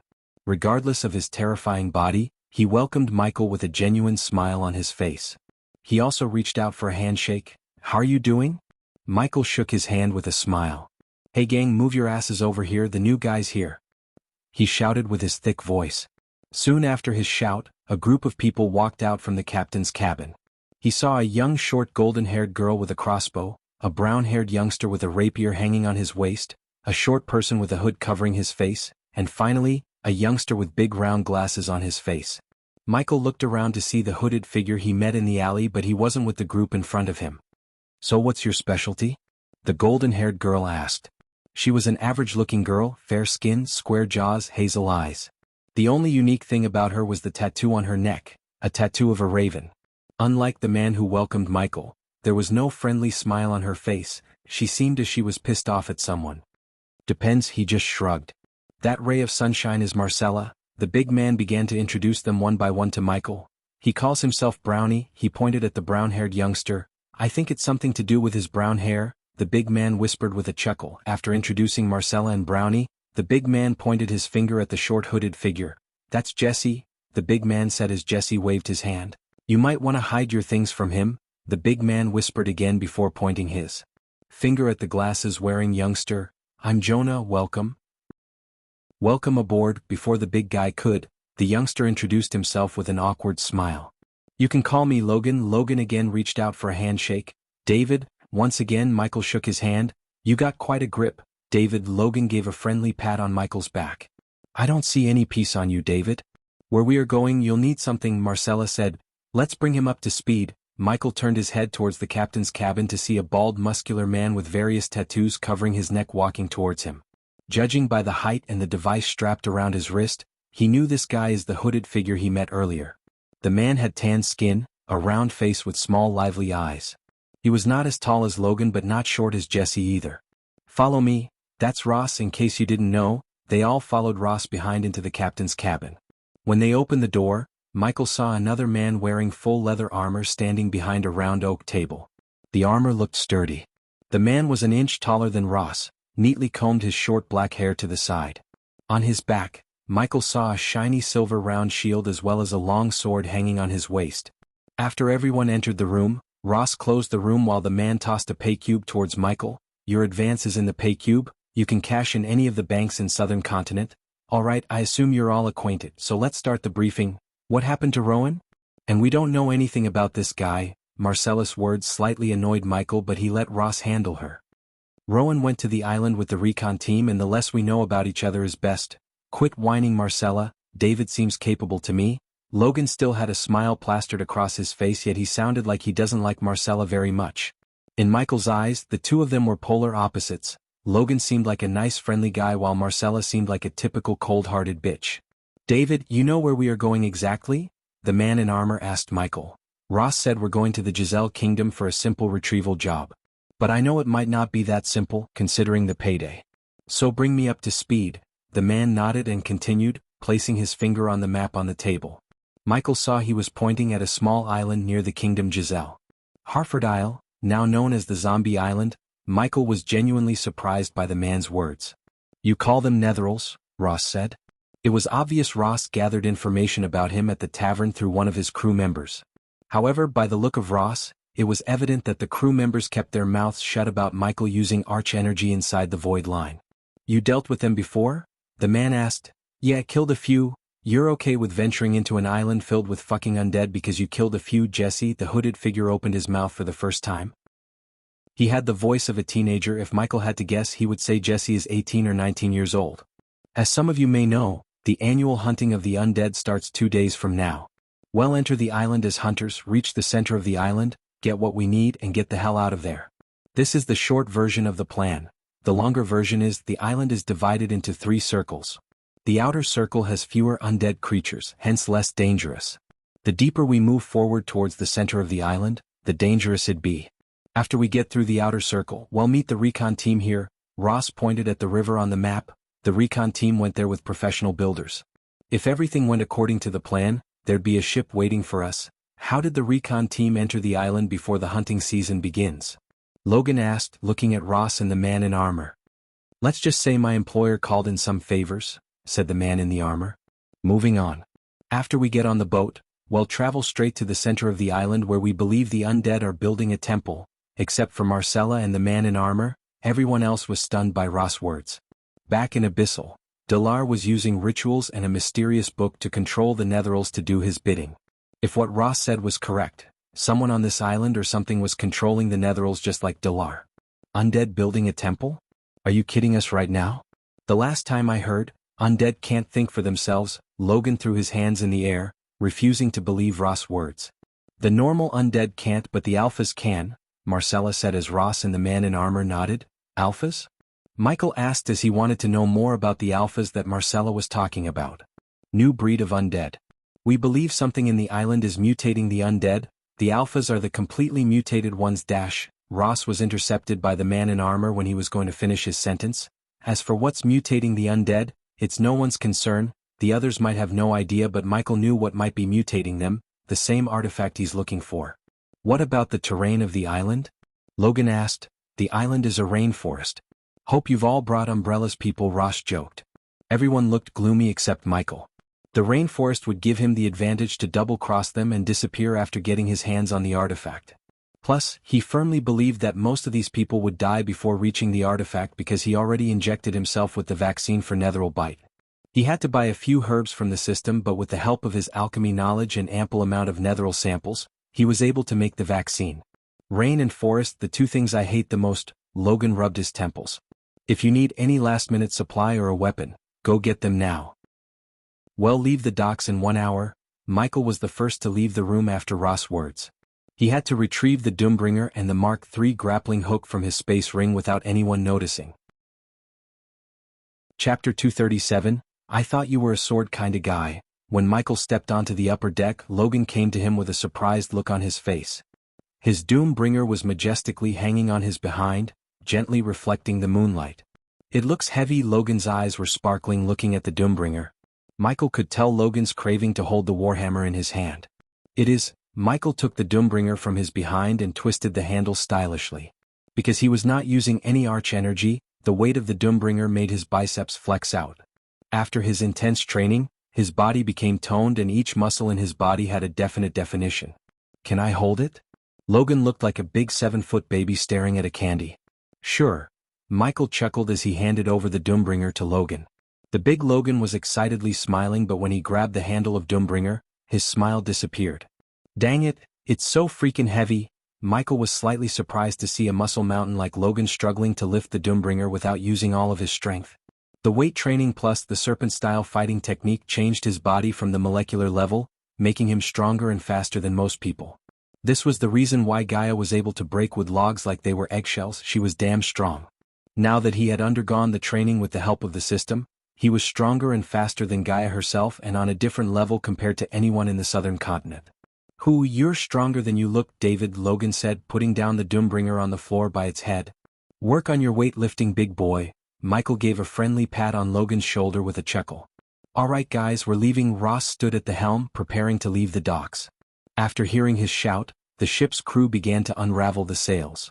The ship slowly started to move as they all felt a sudden jerk. Michael walked over to the edge of the ship, leaned on the edge, looking at the starry night above the peaceful ocean. "So what do you think about the team, David?" Logan leaned on the wooden railing beside him. "No clue. What's your take?" "You know what, I'm glad you're here because you're the most normal person on the ship." Michael looked over his shoulder back at the team and couldn't help but agree with Logan. Brownie was muttering something under his breath while Jesse, the hooded figure checking the crates lined up near the mainsail pole. On the far end of the ship, Jonah appeared to be occupied with the starry night. Although Marcella seemed normal, Michael knew she would be the last person to talk to in the entire ship. Logan was dead wrong about him being normal, but compared to the others, he was the friendliest and normal-looking person on the ship. Ross is kind of the team captain here. Marcella is our tracker, Jesse is the thief. I don't know how a thief could help with our mission. I heard Brownie is some kind of undead expert, and Jonah, I have no idea why we are bringing him along with us. Michael took a mental note in his mind. If he wanted to double-cross them at the end, he needed to know everything there is to know about them. "How do you know all this?" he asked Logan. "Because I was the first to get recruited by Ross." Michael nodded. "And let me guess, your specialty is killing undead, overgrown beasts, bandits, etc., etc. The mercenary job requires killing pretty much all the above. Being mercenary wasn't very much different from being an adventurer. They both would get the job done for an amount. Since Logan didn't seem like a genius guy, he made the right choice by becoming a mercenary in Michael's mind. Also, Logan seemed like a nice easygoing guy. "I guess you're also here to keep the undead from killing the team?" "Yeah, you can say that. Why did you come to the southern continent anyways?" "I thought you cultivators hated crossing the void line. You know?" Michael was slightly surprised, but he could tell Ross might have told Logan about where he came from. "Come on, the way you dress is kinda dead giveaway. Besides, H and Ross told us about you." "H? You mean the guy in armor?" "Yeah, no one here knows his real name, he just goes by H. I don't know what his deal is, but he rubbed me the wrong way." "Whatever, tell me, David, do you miss being a cultivator? What could have possibly made you come here?" Michael didn't feel like Logan was prying, but was genuinely curious about the reason for his trip to the southern continent. Besides, it was a logical question as cultivators rarely came to the southern continent. No matter how powerful a cultivator was, if he crossed the void line, he would instantly turn into a mortal. "Well, I like to travel and always wanted to see what the southern continent looked like. Let me tell you about the southern continent. It's like a shiny apple that is rotten in its core. The southern continent is infested with slavery, racism, war, hunger, plague, and all the evil shit you can think of. Trust me, your place would seem like heaven after you spend a few weeks in any of the southern kingdoms." He saw Logan's smile disappear from his face for the first time. He always looked like a jolly guy, yet when he talked about the southern continent, he looked gloomy. "As a mercenary, I saw my share of evil shits. This world has gone to hell, David. All we can do is ride out the wave, you know what I'm saying? It gonna sound corny, but Logan, you can still clean this world if you follow the right person." For a moment Logan stared at Michael. "Nah," Logan shook his head. "After getting paid for this job, I'm gonna put down my hammer, buy a land, house, and live the rest of my life in the most beautiful place in this world, Aston Village." Michael was disappointed to hear him, but he couldn't blame the guy for thinking to settle down. If Logan showed any signs to continue being a mercenary, Michael would have paid him to work under him. He knew forcing Logan to work under him was just a waste of time, so he decided to let Logan do whatever he wanted. Besides, it was unlikely for all of the team to survive on the island. He fought Netherals and he knew how strong and deadly they could be. If the artifact was making the Netherals kinda smart, they might use the rainforest to their advantage, and if they did, it would be extremely hard for the team to kill Netherals. "Where is this Aston Village?" "Giselle Kingdom. Since you like to travel, I'd be thrilled to give you a tour of our humble village after the mission. What do you think about that?" "Sure thing, wonderful." Logan gave a friendly pat on Michael's back with a wide grin on his face. Everything's connected to Giselle, Michael thought to himself. Michael already decided to conquer the Giselle Kingdom first. By conquering, he wanted to control the Senate or most of the senators. He had no time or desire to play the king for now. His goal was to form two armies, a naval army using the pirates and a military using gladiators and the slaves of the southern continent. "I got to take a leak." Logan rubbed his belly before leaving the place. "Gaia, do you have eyes on the ship?" He established a connection to Gaia through his earpiece. "Yep, we're perfectly blended with the darkness and following your ship." Michael looked around slowly except he couldn't see the Silent Reaper or any other ships following them. I can't see you, which means others can't too. It'd be tricky after the sunrise. Don't worry about us, we know their destination, so we'll make it to the island faster than you are and wait for you there, said Gaia. After exchanging a few words with Gaia, Michael cut the connection before someone could notice him moving his mouth. Marcella was always looking at everyone as she was spying on them. She seemed particularly suspicious of Michael for some reason. Michael noticed this, but he chose not to make any moves on Marcella because if everything went according to his plan, she wouldn't be a problem and most probably the undead would take care of her. But suddenly Michael heard a loud thud sound coming from one of the crates lined up near the mainsail pole. Marcella immediately raised her crossbows as the others who heard the sound turned their gazes at the crates. Captain? Did you hear that? It's coming from one of those crates. What do you mean crates? I loaded them, there's nothing but food in those crates. Michael noticed Ross leaving the helm while Marcella loaded a bolt into her crossbow, ready to fire at whatever was making the sound. Let me out. This time it was not a thud sound but a voice of a young girl came from the crates. What's going on here? Michael saw the man in armor, coming out of the captain's cabin after the commotion. He looked at Marcella and then at Ross. Someone's in there, Marcella coldly said. I'm coming out of this bloody crate. Chapter 238. The crew members quickly unsheathed their cutlasses to attack the intruder as soon as she came out of the crate. Pretty much everyone had their weapon in their hand except Michael and Ross. Michael really didn't think that whoever was inside the crate posed a threat, hence he still seemed calm. On the contrary, Ross' face had shock and confusion plastered on it. Don't attack, Ross declared. His voice contained a tinge of anger as well as anxiety. Since Ross was the captain, the crew nodded as they slowly stepped back a few steps from the crates. Marcella, though, still kept her crossbow aimed at the crates. Soon afterward, the top of the wooden crate slowly opened as a young girl in her late teens stood up from the crate. The girl had black hair, a beautiful oval face, round lively blue eyes and smooth silky skin. Although the girl wasn't a kingdom-toppling beauty or something like that, she would attract many youngsters' attention. Maria, what the hell are you doing here? Marcella turned her gaze towards Ross. She was surprised. Not only Marcella but everyone on the ship was surprised by Ross' words. Ross, who is she? Asked with a deep frown on his face. His voice was not as friendly as before. The girl just stared at Ross' face, expecting him to answer the question instead of introducing herself. She's my daughter and she's leaving. Ross tried to grab her by her elbow but she swatted away Ross' hands before he could touch her. Daughter? Ross has a daughter? What is she doing on the ship? The sudden appearance of Ross' daughter made the crew gossip as the silent atmosphere of the ship disappeared. How did she get into the crates? Jesse, the thief, opened his mouth, directing the question at Ross himself. Maria, whatever the reason you have for being here, I don't care. You need to leave. His words were like that of the father, caring yet strict. I'm not going anywhere. I'm coming with you to the undead island. Whether you like it or not. The girl folded her arms against her chest, refusing to listen to Ross. For a few moments, no one could hear a sound except for the sound of waves hitting the ship's hull. Everyone was stunned listening to the girl. Many wouldn't dare to look in the way of the undead island, yet Maria was trying to go to the island for some reason. Come over here. This time, Ross didn't let her swat his arms away as he grabbed her by her elbow.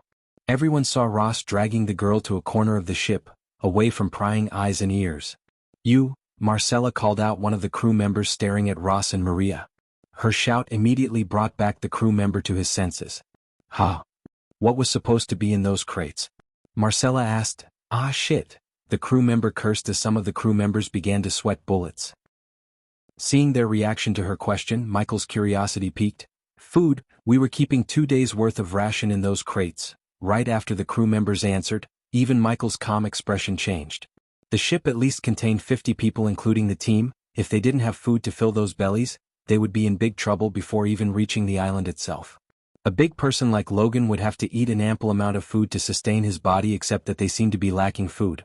Tell me you keep extra rations somewhere here, Marcella gritted her teeth. The crew member was shivering and walking backward in fear.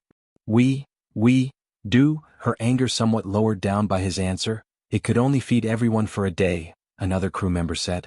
They were short on rations as the journey to the island would take 2 days, if the wind was on their side rather than against them. Maria had already compromised the mission by throwing away their food. Even Michael had to eat if he didn't want to use precious arch energy to sustain his body. H and Ross were busy talking to Maria while the rest of them looked at each other's gloomy faces. "You idiots!" Marcella lost her temper. She yelled at the crew members, "What were you doing when she was throwing away the food? How about I throw your useless asses off the ship?" "Calm down, no one's thrown anyone off the ship," Logan interfered before the situation escalated into a fight. "We'll just have to manage with the ration we have and try to dash." "Try to do what? You want us to fish or magically create food for all of us?" Marcella rebuked. "If we could divide the ration into dash." "Shut up, glasses." When Jonah tried to offer a solution, she shut him up with a shout. She was really pissing off Michael. Instead of thinking of a solution to their problem, she kept throwing temper tantrums. In other words, she was being an A-grade bitch. "Jonah, go and figure out how we should divide the rations," Brownie said, giving a friendly pat on Jonah's shoulder. "If anyone has prior experience of fishing, get to work. I assume you keep fishing equipment in the ship." "Yeah, we do." On top of being an expert on the undead, Brownie seemed like a guy with good leadership skills. After the crew members ran to the lower decks, Marcella returned to her quarters uttering no words. "Do you know how to fish on a running ship, David?" Logan asked, rubbing his temple. "Nope, how about you?" "I was kinda hoping you would lend me some fish," Logan chuckled, regardless of their current situation. "What were you thinking, Maria? The undead island is not a place you would go to despise your father. I'm going because of you to fix your mess." Ross was stunned as she continued. "I told you not to do anything when you found the weed in my locker, but what did you do?" Interrogated Johnny like he's some kind of criminal and informed him to the academy she was shivering in anger at her father. If it wasn't for people standing nearby, she would have shouted to vent her anger. "Every time you enter into my life, you fuck up everything. Why can't you just be a normal father for once?" Her voice broke at the end. "I don't regret my actions, Maria. But you will if you come to the undead island. You're gonna jump onto the boat and go home." End of discussion. She stomped the wooden floor in anger. "I can come with you and you can keep me safe, or I'll go to the island by myself and probably die. Either way, I'm going after Johnny." After Mariah's mother died because of Netheril bite, he always drowned himself in work, commanding a Spartan unit of Giselle. Maria always blamed Ross for killing her mother instead of locking her in a room until someone finds a cure for Netheril bite. Coupled with her anger and Ross' separation from Maria distorted their relationship. "Johnny is not the right guy for you, Maria. He's not worth this risk. Please for once quit being stubborn." Ross begged her to reconsider going to the undead island, yet she seemed resolute in her decision. Since this was the hunting season, there would be many ships approaching the undead island in the next few days, and he knew she would be able to get into any of those ships to reach the island. He would never forgive himself if he let her go alone and die, hence he reluctantly decided to bring her along with them. At least he would be there with her to protect her. The island already took his wife away from him. He would never let the island do the same to his daughter. "You stay with me all the time." Ross took a deep breath and spoke. "Do you have any idea where Johnny might be on the island?" "We'll be much safer with the team and they won't come looking for Johnny with us." She retrieved a map from the bag hanging on her waist. "My friend took this from one of the crew members of Johnny's ship." She handed over the map to Ross. The moment he opened the map, he was stunned because the X mark on the map was the location of the artifact he's looking for. This meant that another team is looking for the same artifact as he is. "He's going to the island center." She frowned, looking at her father's serious look on his face. "What does it mean?" "It means he's with the team that's searching for the exact thing as we are." While they were in the middle of the conversation, H came back. Ross handed over the map to him.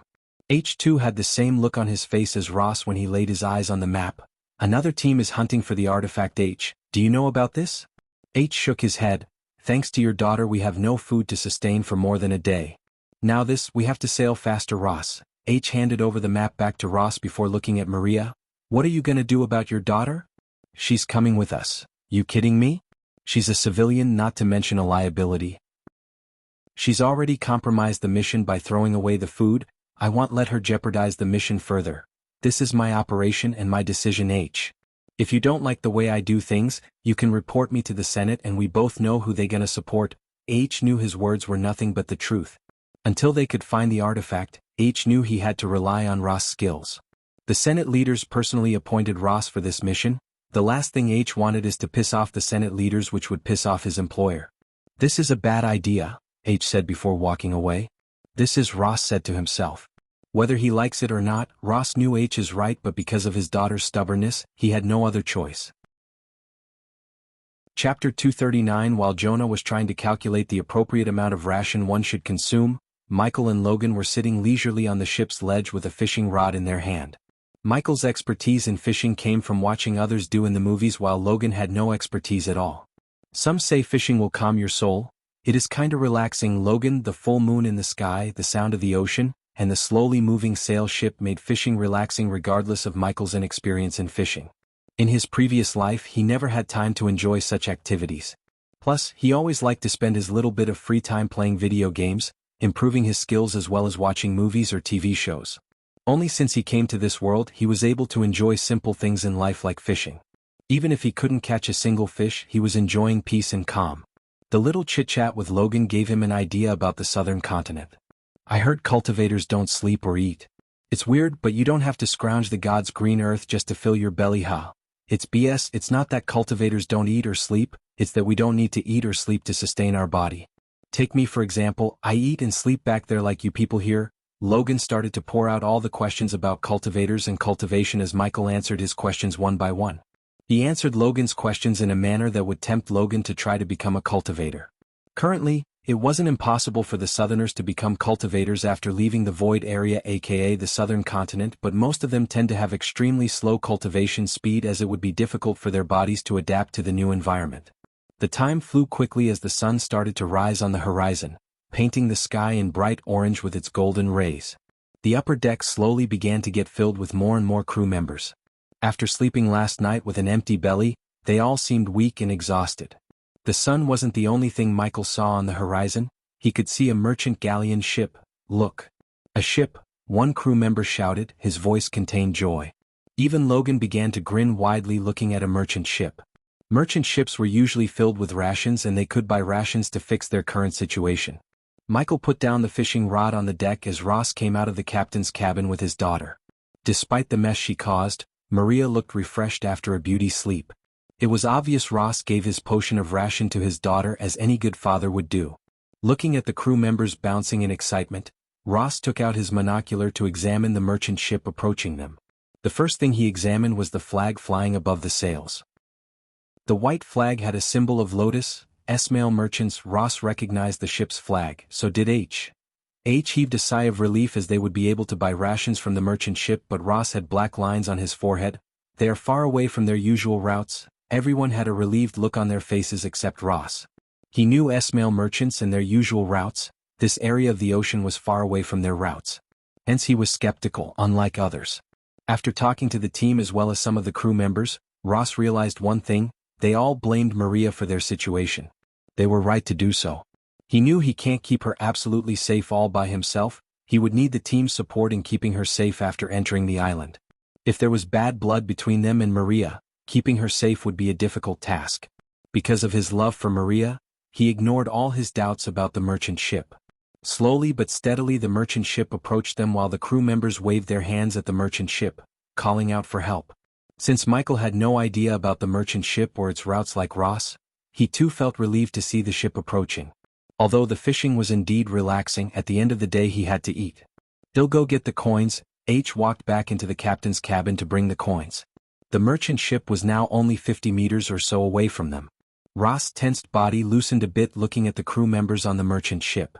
They were all wearing a shirt with the male merchant logo embroidered on their chest.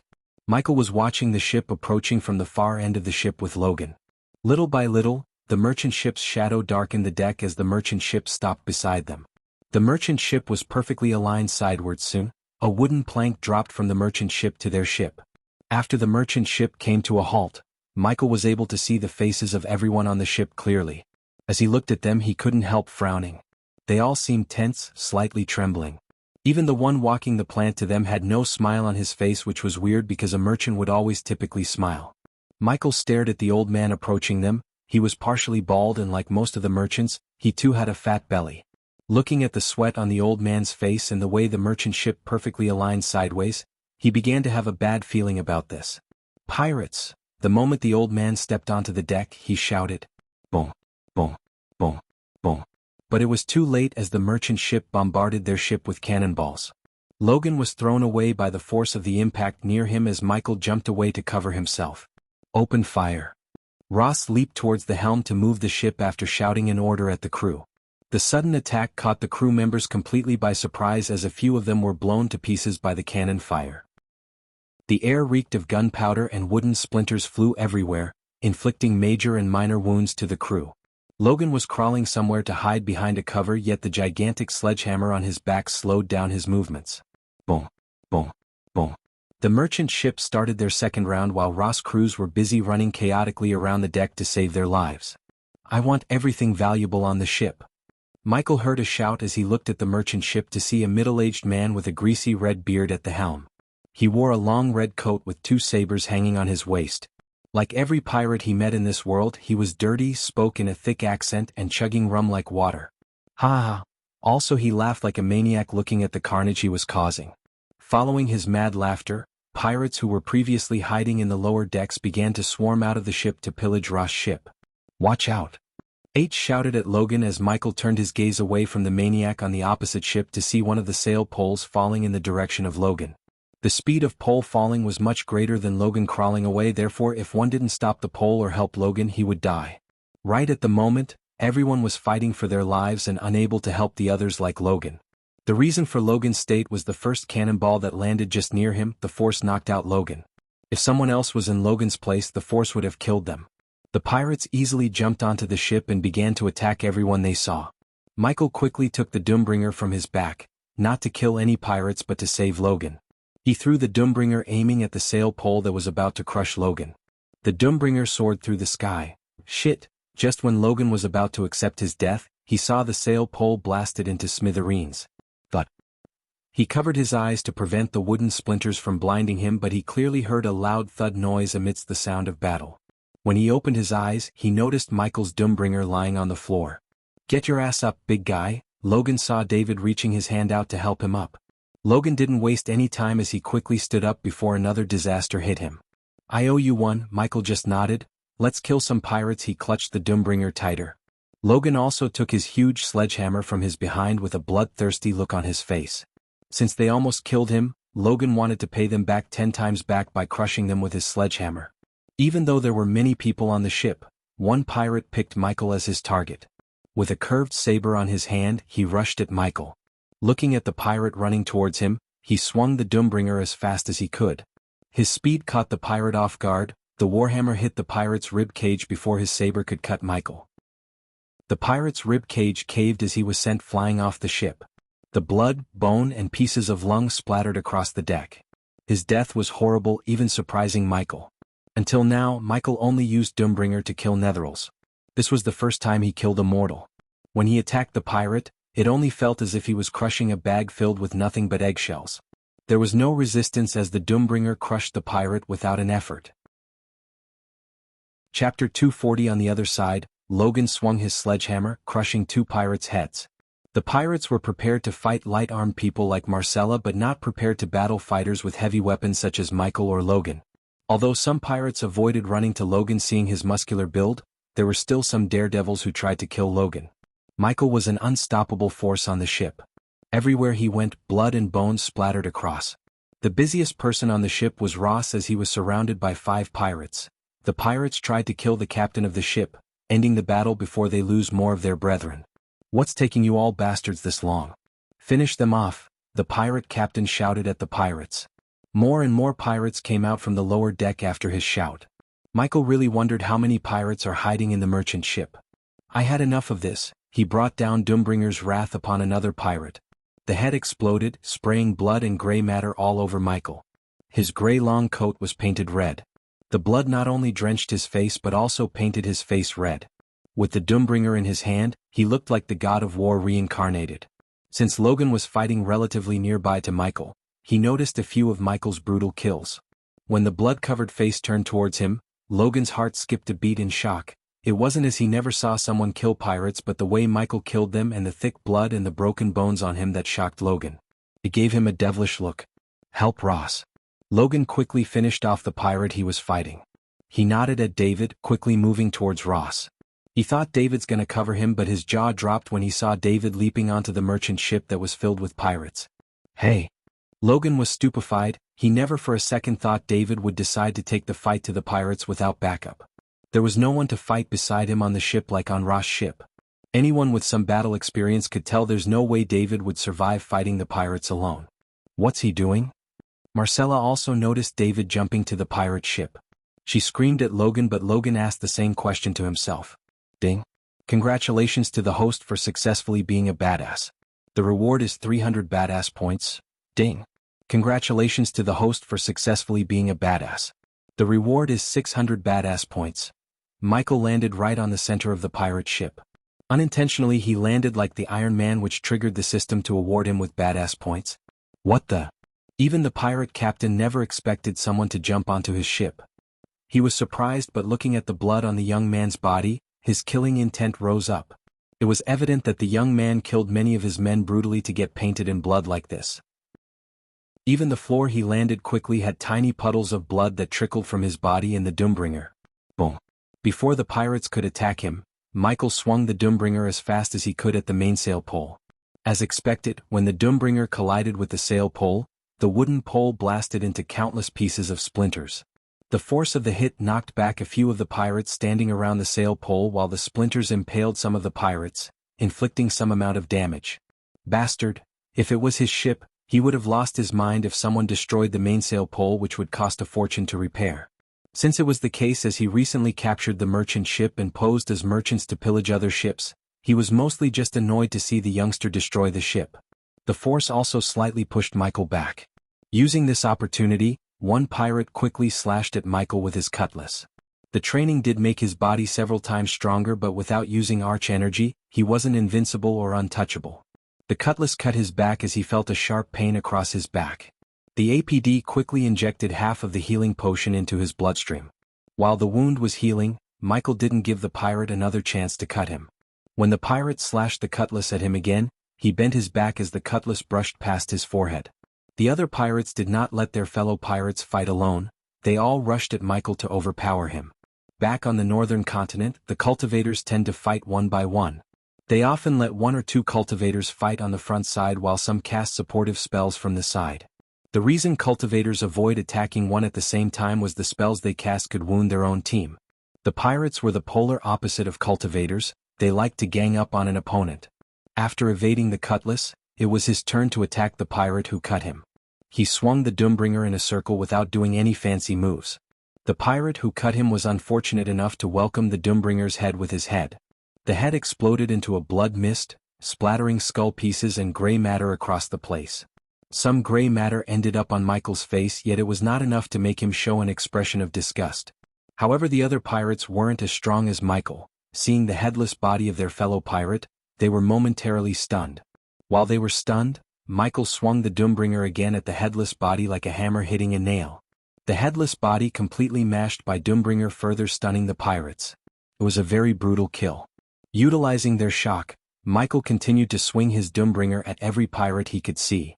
Although he was swinging the Doombringer chaotically, he was careful not to let any pirates come close enough to cut his head off. Boom, boom, boom. Many of the surrounding pirates were either killed or knocked back by the Doombringer. The more pirates he attacked, the more blood spattered across his face, obstructing his view. It slowed his move as a few of the pirates managed to strike him. Standing on the helm platform, the pirate captain saw the young man wreaking havoc among his men. Even after he was surrounded by his men, the warhammer in his hand crushed everyone in its path. "What's happening?" he mumbled to himself. He saw his men land more than a couple of times, yet he was moving as he never suffered any wounds. One could not differentiate the young man's blood from the blood of his men on his body. He was bathed in blood. The more blood ended up on his body, the more he looked like a devil. When the young man first landed on the ship, he had 20 men on the ship, but now they were reduced to 7. Looking at the dead bodies on the deck, his veins popped in anger. He wanted to call everyone on the merchant ship to kill the young man. Yet the anger blinded his rational thinking. He unsheathed his cutlass, deciding to join the fight himself. At this time, the pirate captain had no idea he was running towards his death. Ah! Michael let out an evil scream, continuing to crush everyone in his path. Even after killing a pirate, he never stopped swinging his Doombringer until the body turned into a bloody mess. Although 3 pirates lost all their courage and decided to run, he threw the Doombringer at them, knocking them down. Dirch, the pirates who were knocked down by the Doombringer grunted in pain. The pirate captain saw the young man walking towards the 3 crawling pirates. he ran as fast as he could to save his men. Yet his heart skipped a beat when he saw the young man crushing their skull by stomping on them. The young man kept stomping on the dead pirates while screaming like a mad wolf. However, suddenly he stopped stomping the pirates.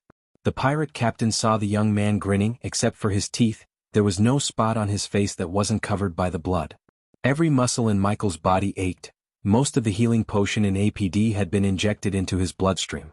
The battle was harder than he initially expected. If he used dual swords, the battle would have been much easier and received a few cuts to his body because of his 89% mastery over swordsmanship. The Doombringer was supposed to be used with his spells. Since he never used any spells, the pirates did manage to land several deep cuts. Putting the Doombringer on his shoulder, he slowly walked towards the pirate captain. Not that he wanted to walk slowly, but the exhaustion made walking difficult. At the moment, Michael ignored the battle noises coming from Ross' ship. The killing intent he felt towards the pirate captain cancelled all the noises around him. Michael wasn't the only one with killing intent. The pirate captain radiated more killing intent than Michael because he just lost a huge chunk of his crew power to a single man. He slashed violently at the young man as the blade deeply cut his left cheek. However, his mind went blank when he saw the wound closing up at a rapid speed. What the hell are you? In a couple of seconds the wound completely disappeared. Michael grabbed the pirate captain by his neck without giving him a chance to swing his cutlass again before putting the Doombringer on the ground. Captain? The pirates who noticed the pirate captain in Michael's clutch stopped fighting as they screamed. For a few moments, the battle completely stopped as they all stared at Michael and the pirate captain who was being lifted up from the ground by his neck. Your death. Chapter 241, Drop It. Michael's killing intent-filled voice reverberated the sea. Looking at their captain twitching in the air due to lack of breathing air, not all of them but a few loyal pirates dropped their cutlasses in the hope of saving their captain from the blood-covered monster. Or he dies, do, as he says. The words barely escaped the pirate captain's mouth. Soon, one by one, the pirates dropped their weapons. Quickly Marcella and the others rounded up the pirates away from their weapons. The bodies of pirates and crew members alike were lying on the deck in their own pool of blood. Most of the bodies belonged to Ross' crews because the pirates caught them off guard as well as killed a lot using cannon fire. While everyone was staring at Michael to see what he's going to do next, he threw the pirate captain to Ross. Your op, your rules. He let Ross deal with the pirate captain and the rest of the pirates. Every single fiber in his body ached. If the fight continued, he would be forced to use arch energy, revealing his secret. Men take everything we want from their ship. Ross put his cutlass on the pirate captain's throat before ordering his men. They all waited for Michael to cross the wooden plank first. Only after he crossed the wooden plank, the crew members moved to the pirate ship. On Ross' ship, everyone moved away from Michael's path. Many crew members were trembling at the sight of blood-covered Michael. Even Logan avoided direct eye contact with him. He was too exhausted to deal with everything else. Logan saw him sitting down on the floor. Where did Ross find him? Itch asked himself. In his 40 years of life, he had seen many great Spartans and gladiators fight, but he never saw someone as bloodthirsty as the young man. Even a Spartan or a gladiator could kill a maximum of 10 men at a time, but the young man killed almost 20 men single-handedly. H was indeed terrified, yet a sly grin appeared on his face because he knew the young man would be a great asset to complete the mission. Eventually, after an hour, Ross' crew took everything they needed from the pirate ship. Ross, what are you gonna do with them? H asked. The pirates were tied around their wrists, including the pirate captain. You took everything, let us go. The pirate captain shamelessly spoke these words. Just an hour ago he wanted to kill everyone and pillage the ship. Seriously, Marcella put her crossbow at the pirate captain's forehead. Let's kill these fuckers and dump their bodies into the ocean. Marcella's words made the pirate's heart skip a beat. Put them back on their ship. I had seen enough death for a day. Fuck. Almost every pirate on the deck cursed. Their mainsail was broken by Michael, so they wouldn't be able to sail the ship. Putting them back on their ship was equal to killing them. In this part of the ocean, there weren't many islands nearby, hence swimming wasn't an option, and getting rescued by another ship might not happen. The pirate captain was the only one who felt relieved by their decision. He was fortunate enough to get a communication stone from Captain Redbeard himself. While Marcella was leading them back to their ship, the pirate captain took a glance at the blood-covered monster. He felt extremely excited to inform everything he saw in him back to Redbeard. A person who could heal like him would be worth a whole lot of coins. Next time he would come chasing the young man with an entire fleet of Redbeard. At that time he would avenge his fallen pirates. He's gonna make me so rich. Taking a last glance at Michael, the pirate captain left Ross' ship. After a day and a half, the sun rose at the horizon, enabling everyone to see their destination, the undead island. From the distance, one wouldn't see the horror hiding in the island among the ocean of thick trees. That's the place. Logan let out a heavy breath. After seeing Michael's bloodthirsty look, Logan wasn't as talkative with Michael as before. Not only Logan but many on the ship kept their distance from Michael. This didn't irritate Michael as his current dress irritated him. After bathing in blood, he had to throw away the dress and wore a typical pirate robe. At least he found something black to wear. But even after changing his robes, he reeked in blood. "Get ready, team," Ross ordered as every team member began to assemble on the deck. Ross handed over the helm to someone else. Soon, Maria came out of the captain's cabin wearing metal armor that looked too big on her. There wasn't a spot on her body that wasn't covered by metal. Now he realized what Ross was doing a day with all the armor they pillaged from the pirate ship. He put together many pieces of armor to create armor fitting to Maria. Although the silver armor would definitely slow down her movements, it would save her from getting bitten by netherils to an extent. Other than Maria, Jonah also wore a full plate and chainmail armor. Unlike Maria, it perfectly fitted him. Everyone else only wore leather armor, which would provide some protection without restricting their movements. Even Logan wore a mud-color vest-like armor as well as arm bracers to protect himself. "Our mission is simple: get to the center of the island and retrieve an artifact." Ross began to speak. "Follow my lead. If you want to survive, do what I say when I say. Recently I heard another team might be hunting for the same thing as us. So we move as fast as we can. David, cover our backs. Logan, you're on the front with Marcella." Logan nodded, moving to the front. Jesse was standing on the left side of the group while Brownie was standing on the other side. The group was formed on a pentagon shape with H and Ross leading them. "I'm not gonna lie, we will face undeads. Aim for their head, finish them off quickly." After listening to Ross for another 10 minutes, the ship finally came to a halt. One by one, they jumped down on the shore, leaving the comfort of the ship. They were standing on an artistic sandy shore as, coupled with the blue sea behind them, painted a beautiful picture of a scene. A line of large thick trees stood a couple of meters away from them like loyal soldiers guarding the island.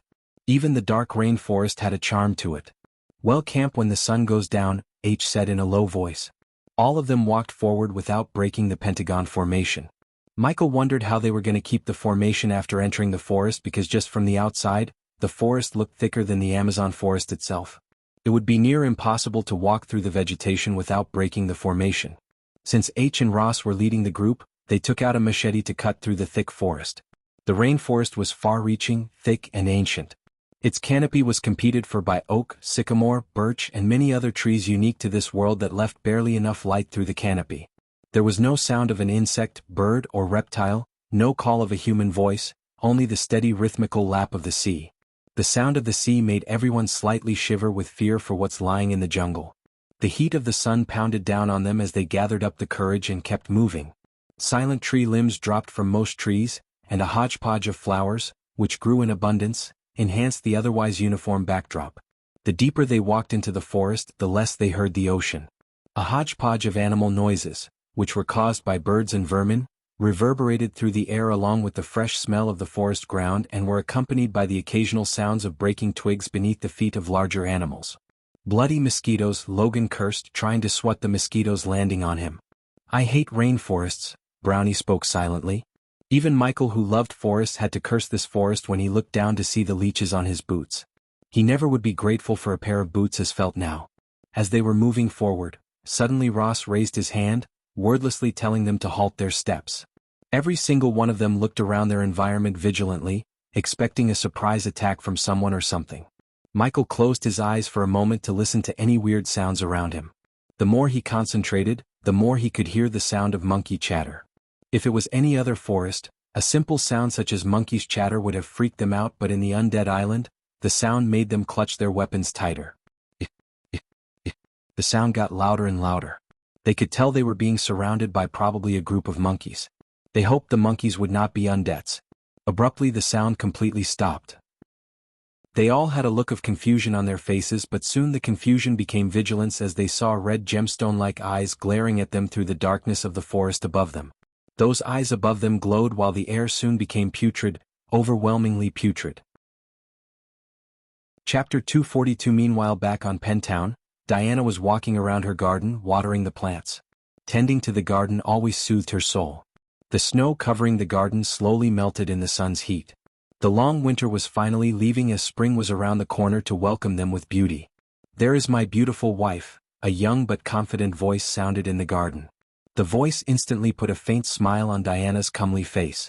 Standing 6'3" tall, a cream-skinned man entered the garden with a gentle smile. He had a stoic feel about him. His dark brown eyes were small and sharp as swords' eyebrows on his angular face. The raven-black hair fluttered in the wind as he was walking.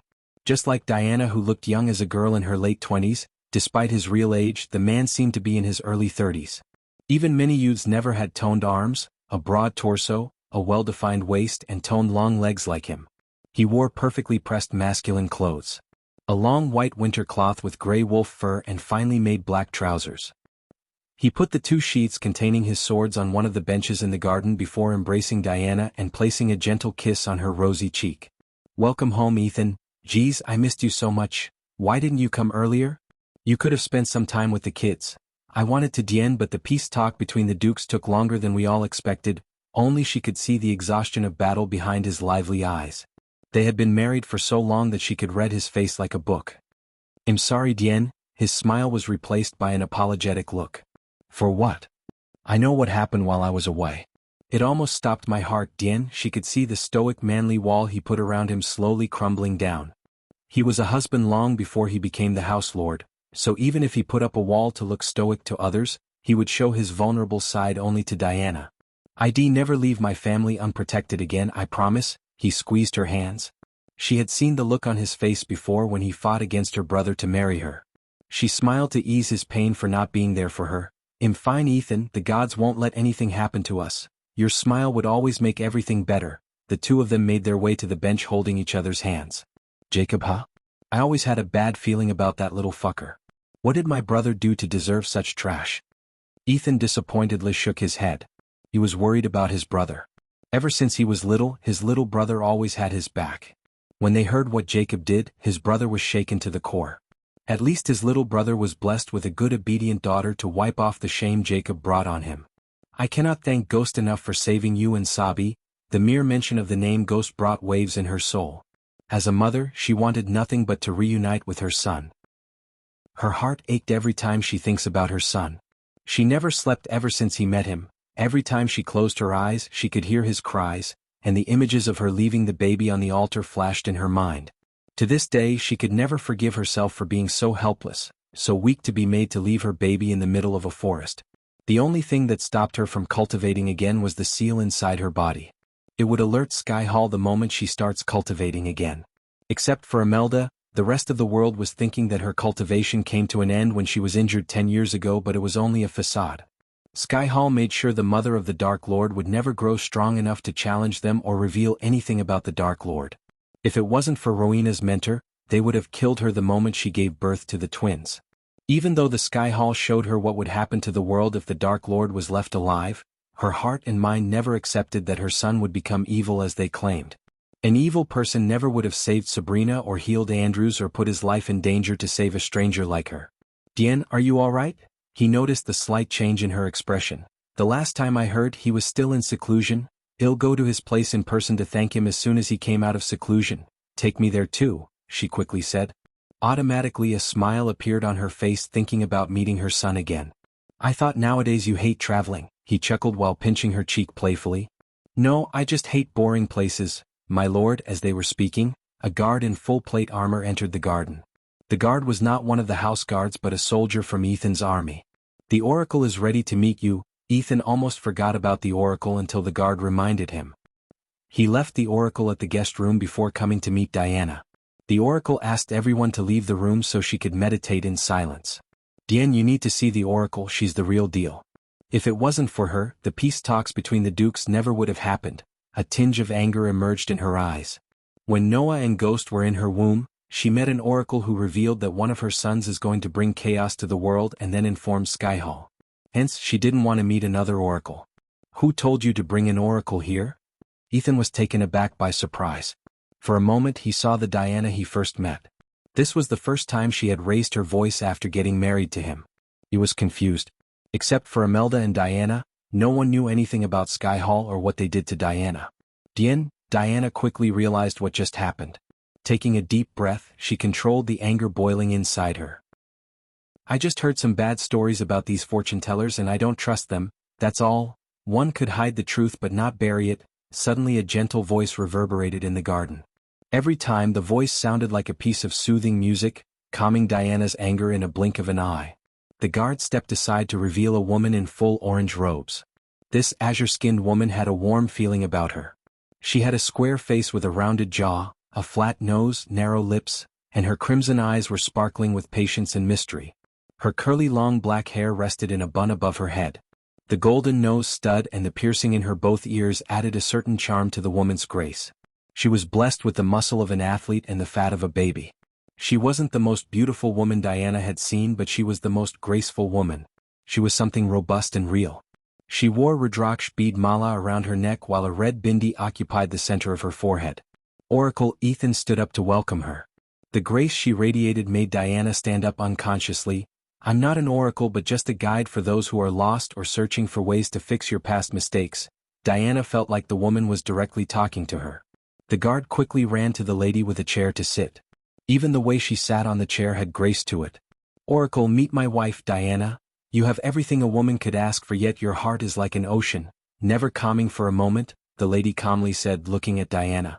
Ethan and Diana seated themselves back on the bench. The guard took his leave after bowing towards them. Oracle, I don't understand. As far as Ethan was concerned, Diana had everything. If she wanted anything, she only needed to ask and the entire Winston family would go to the edges of this world to bring what she asked. She does, the oracle said. Ethan couldn't help but look at both of their faces. His face had confusion written all over it. Diana on the other hand was lost in words. Unlike Ethan, Diana could make sense out of the lattice words. Gods wouldn't have created darkness if it was evil. The choices you made took out the darkness in your life. Hence the light in your life disappeared, as light cannot exist without darkness. Ethan was stunned to see the tears rolling out of Diana's eyes as water broke out of a dam. Her entire body was trembling. Dian, why are you crying? Oracle, what is happening here? Ethan wrapped his arms around his wife while pleading to the lady. Don't cry, my child, fate can be such a cruel mistress. You were weak and helpless. You thought you were sacrificing the gift blessed upon you by the gods for the sake of this world and your family. Diana dropped to her knees at the lattice feet. Ethan was dumbstruck by the sight of his wife clutching the oracle's legs. He had never seen Diana cry like this as his heart started to pound against his chest. Seeing her wife like this, he could sit still. He also dropped to the ground trying to console his wife. Dian, tell me, what's going on? He stuttered, yet Diana kept crying her eyes out. A single drop of poison is enough to poison a pot of milk. A single secret is enough to spoil the relationship between a husband and a wife. But know this, my child, the lady looked at Ethan, the world is an evil place and you are in the center of it. Anything you do without thinking it through will endanger everyone you love and care about. Chapter 243, Dian. Ethan clenched Diana's shoulders tight, forcing her to look him in the eyes. I can't, Diana stuttered. Realizing her wife was hiding something major from him, he felt a mix of anger, shock, and disbelief. She shook Diana by her shoulders. Yet no words escaped her mouth. If you know everything, you should know why I can't. Tell him the truth, she continuously sobbed. The lady only revealed a gentle smile. Let me tell you a story. 2 decades ago, there was a mother who was blessed with God's ultimate gifts. The lattice words turned Ethan's gaze away from Diana. Diana wanted to stop the lady from revealing the truth as she feared for her husband's life, but no words came out of her mouth. Something prevented her from speaking. The lady paused for a moment while Ethan tried to make sense out of her words. She wanted to scream that she's pregnant with twins standing on top of the world. That mother never thought a simple feeling as the feeling of her twins kicking her womb would make her so blissful. Becoming a mother to a beautiful angel was the proudest moment in her life. The mere thought of becoming a mother of twins made her the happiest woman in the world. Ethan listened to the oracle without uttering a word. Even when he was listening to the oracle, he never took his arms off of Diana's shoulders. The only thing she missed was her loving embrace of her husband. She was expecting her husband, but the one who came was a misguided mortal. Diana still struggled to stop the lady from revealing the truth. Except her entire body refused to move to her will. The misguided mortal showed the mother a vision, a glimpse of the future. What the mother saw shook her to the core. The mother refused to believe what she saw, but bad things happened to her family like the misguided mortal predicted. Death in the family, sudden storms, natural disasters, and many things brought nothing but death. They weren't enough to convince the mother her child is responsible for all the death until her husband almost lost his life. Just like the misguided mortal claimed, little by little, Ethan began to connect with the story. When her husband came home, she wanted to tell everything. However, a powerful organization of misguided mortals put a seal on her husband before taking her away, along with 2 of the woman's blood. The misguided mortals showed the woman more glimpses of the dark future awaiting the world and her family. The misguided mortals offered the woman 2 choices: give up her child or be killed along with her family as a punishment for bringing the darkness to the world. In the days following, the misguided mortals showed the woman the changes happening in the world. The woman didn't want to believe it, but everything seemed connected to her. The place she first made love before conceiving with the twins was destroyed by a meteor. The time she went to after she got pregnant was crumbled into pieces, and the one first told her she was pregnant died in a mysterious illness, and much more. Ethan didn't want to believe the woman in the oracle story is his wife. He refused to believe her as he wanted this to be just a story, nothing more. When the day of her delivery came, all the natural disasters occurred at once, killing thousands of people all around the world. The beautiful twins in her hands didn't make her happier as she expected. Instead, she was afraid. Even after everything, the woman begged the misguided humans to let her raise the child to be someone else, but the misguided mortals had already started the prophecy they wanted to stop. They forced the mother to make the ultimate sacrifice, leaving her child at an altar in the forest she gave birth to. The tears she shed leaving her child was the final ingredient they needed to start the ritual. Regardless of her body's stiffness, her eyes continued to pour out tears. The anger and sadness Diana felt when the lady paused talking couldn't be described by words. Just as Ethan was about to ask Diana about the oracle's words, his right hand glowed. No. Diana broke the invincible force that prevented her from stopping and speaking. She screamed, yet the voice was muffled by the lady. Ethan felt excruciating pain as his body began to tremble. Save him, the words barely escaped Diana's mouth. The Sky Hall placed a seal in Ethan's body which would activate if he was to know about the existence of his other son or what his wife went through the night she gave birth to Noah. It was a powerful seal that had its own consciousness. The oracle's words made Ethan suspect that he has another son, and it triggered the seal. Suddenly the lady opened her mouth, pointing her finger at the golden glowing on Ethan's right hand. Another light appeared out of the lattice hand as the light shot out at Ethan's hand. The moment the 2 lights clashed, the excruciating pain he felt instantly disappeared. Ethan! Diana screamed. She hugged Ethan using all of her strength. Dien, was it you? Embracing his wife as tight as he could, he asked. His mind believed that the mother in the oracle story was his wife because it was obvious after seeing Diana's reaction and what just happened, yet his dumb heart was refusing to believe it. He promised himself that he would protect his family no matter the cost, but now, he felt like he miserably failed to keep his family safe. Yes, Ethan's mind went black, getting hit by the truth. In a blink of an eye, the swords he left at one of the benches trembled before soaring through the air to him. His eyes turned blood red as the killing intent radiated from him, sent a chill running through Diana's spine. The lady spoke. This time her voice was gentle and calm, unlike before. The killing intent and the anger within Ethan quickly disappeared. Both of their emotions were also calmed by the lattice words. Ethan released Diana from his hug, turning his gaze again at the oracle. Where is my son? What ritual? The first question was asked by Ethan while Diana asked the latter. The misguided mortals believed the child's soul contained unimaginable power. They wanted to take it for themselves. To do that, they had to strip away the child's soul. Diana almost collapsed to the ground. Her body uncontrollably shivered while she felt an excruciating pain in her heart. However, the ritual didn't go as they planned, and the child's soul was split into 2 pieces. One part of the soul ended up in a desolate place void of any energy, while the other part of the soul remained in its body. My son, is he dead? For the first time in her life, she saw a trickle of tears roll out of Ethan's eyes. It showed her the pain he's feeling right now. That's the answer only the time could tell. The lady smiled, but Diana shook her head. I know my son is alive, I met him.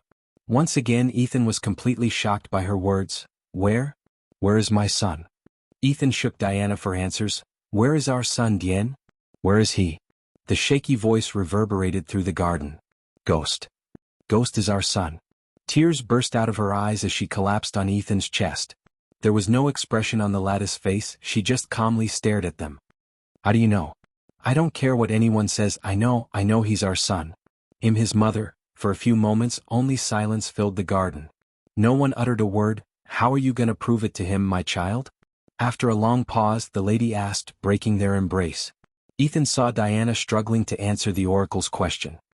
I don't know, but no matter what it takes, I will show him that he's my son. Proving and accepting are two different things, my child.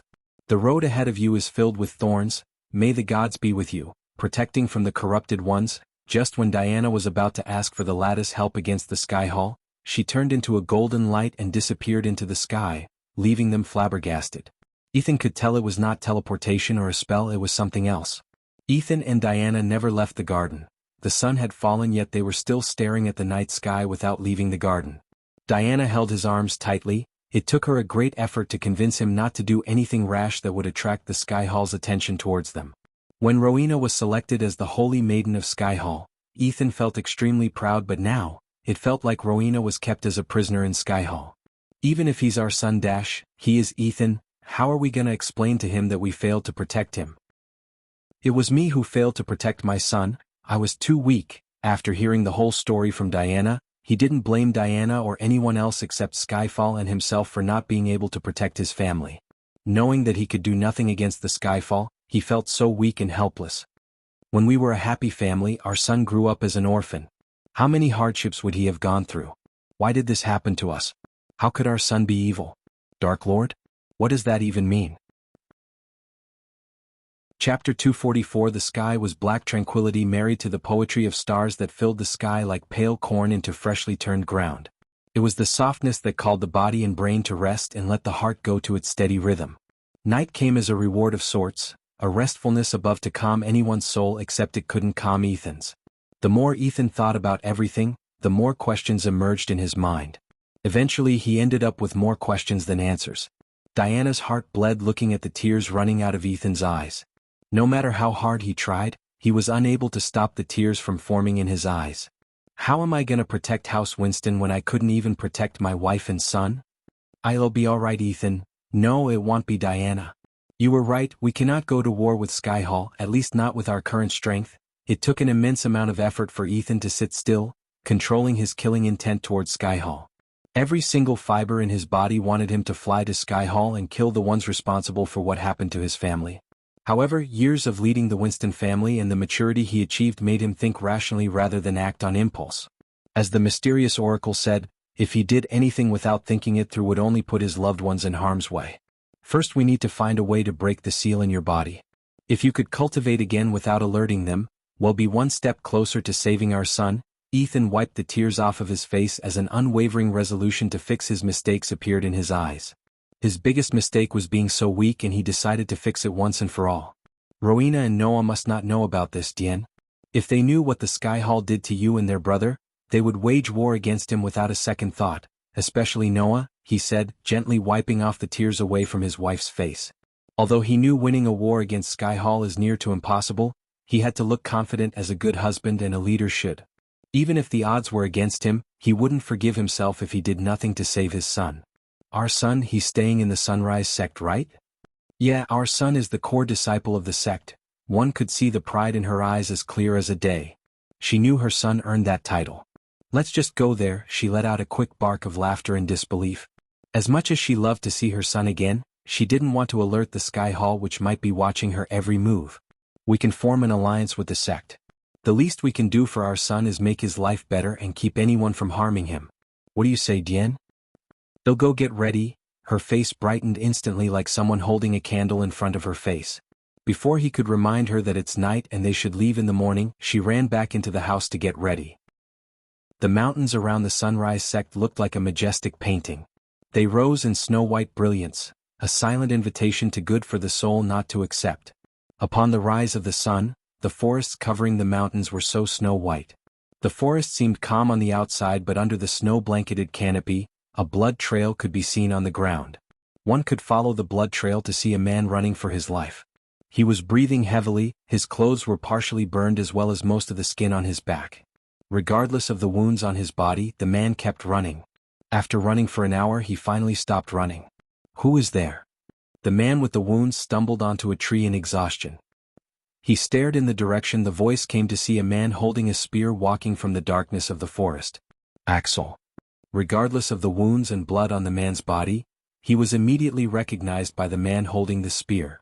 Finally, Axel let his body collapse, thinking that he's safe from it. Is that Axel? What happened to him? Are we under attack? Ari, what happened to Axel? Ari, the man who was dragging Axel to the camp, was swarmed by his fellow bandits.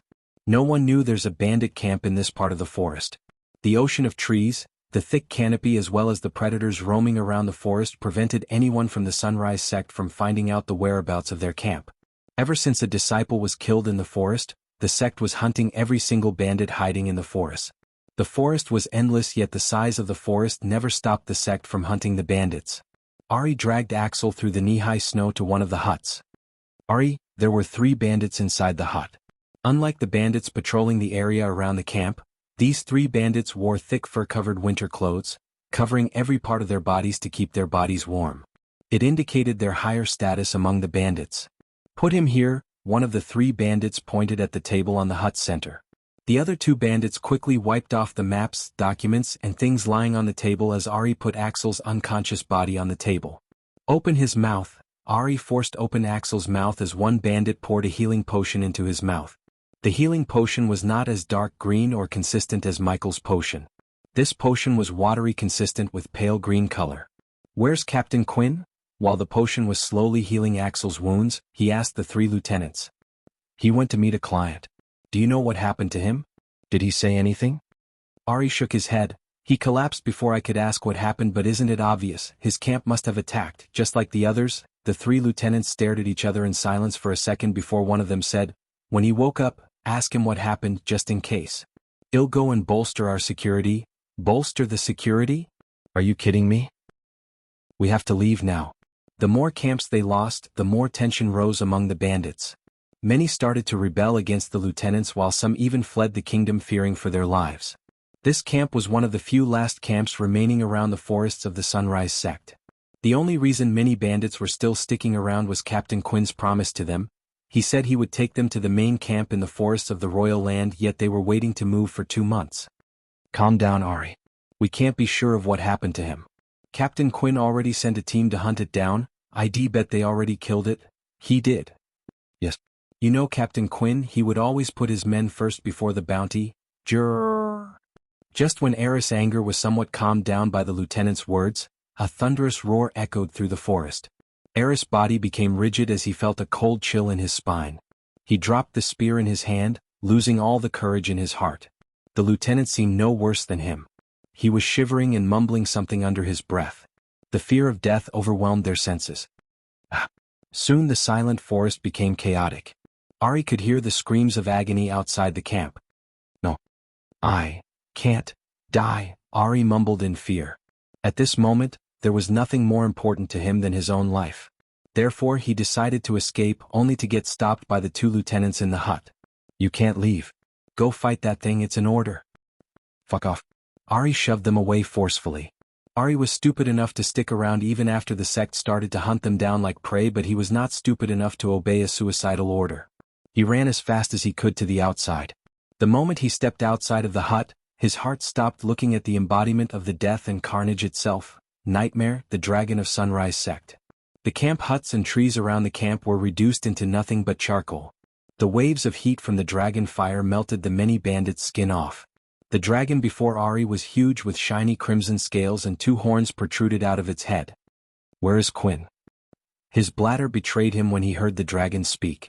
Yet the wetness around his crotch instantly disappeared due to the heat coming from the fire around him. A crimson-red fire that had a mix of violets streamed out of the dragon's mouth, turning the bandits trying to escape into ashes. At the moment, only the lieutenant's camp was not on fire. Ari wanted to run before the dragon's gaze could fall upon him, yet his body refused to move. He stood still in overwhelming fear. Everyone he knew is dead, burned alive. Their screams filled with agony, now replaced by the sound of fire cracking the woods. The moment the dragon's red eyes fell on him, he screamed as loud as he could unconsciously. The last thing Ari saw before everything turned black was the dragon's gigantic claws approaching him. How could Michael be the Dark Lord without some awesome Dark Lord powers? Let's be patient, my dear readers, your wait will be worth it. And oh, expect one more oracle, and that's it for oracles and future glimpses. You're tuning in to the Han Lee's Wuxia Adventures YouTube channel. We're so grateful for your support, and don't forget to subscribe to join us on this incredible journey through captivating stories. Your generosity through donations truly makes a world of difference, as it's the primary source of revenue that allows me to expand and enhance this channel for you. Thank you from the bottom of my heart for being a part of this adventure.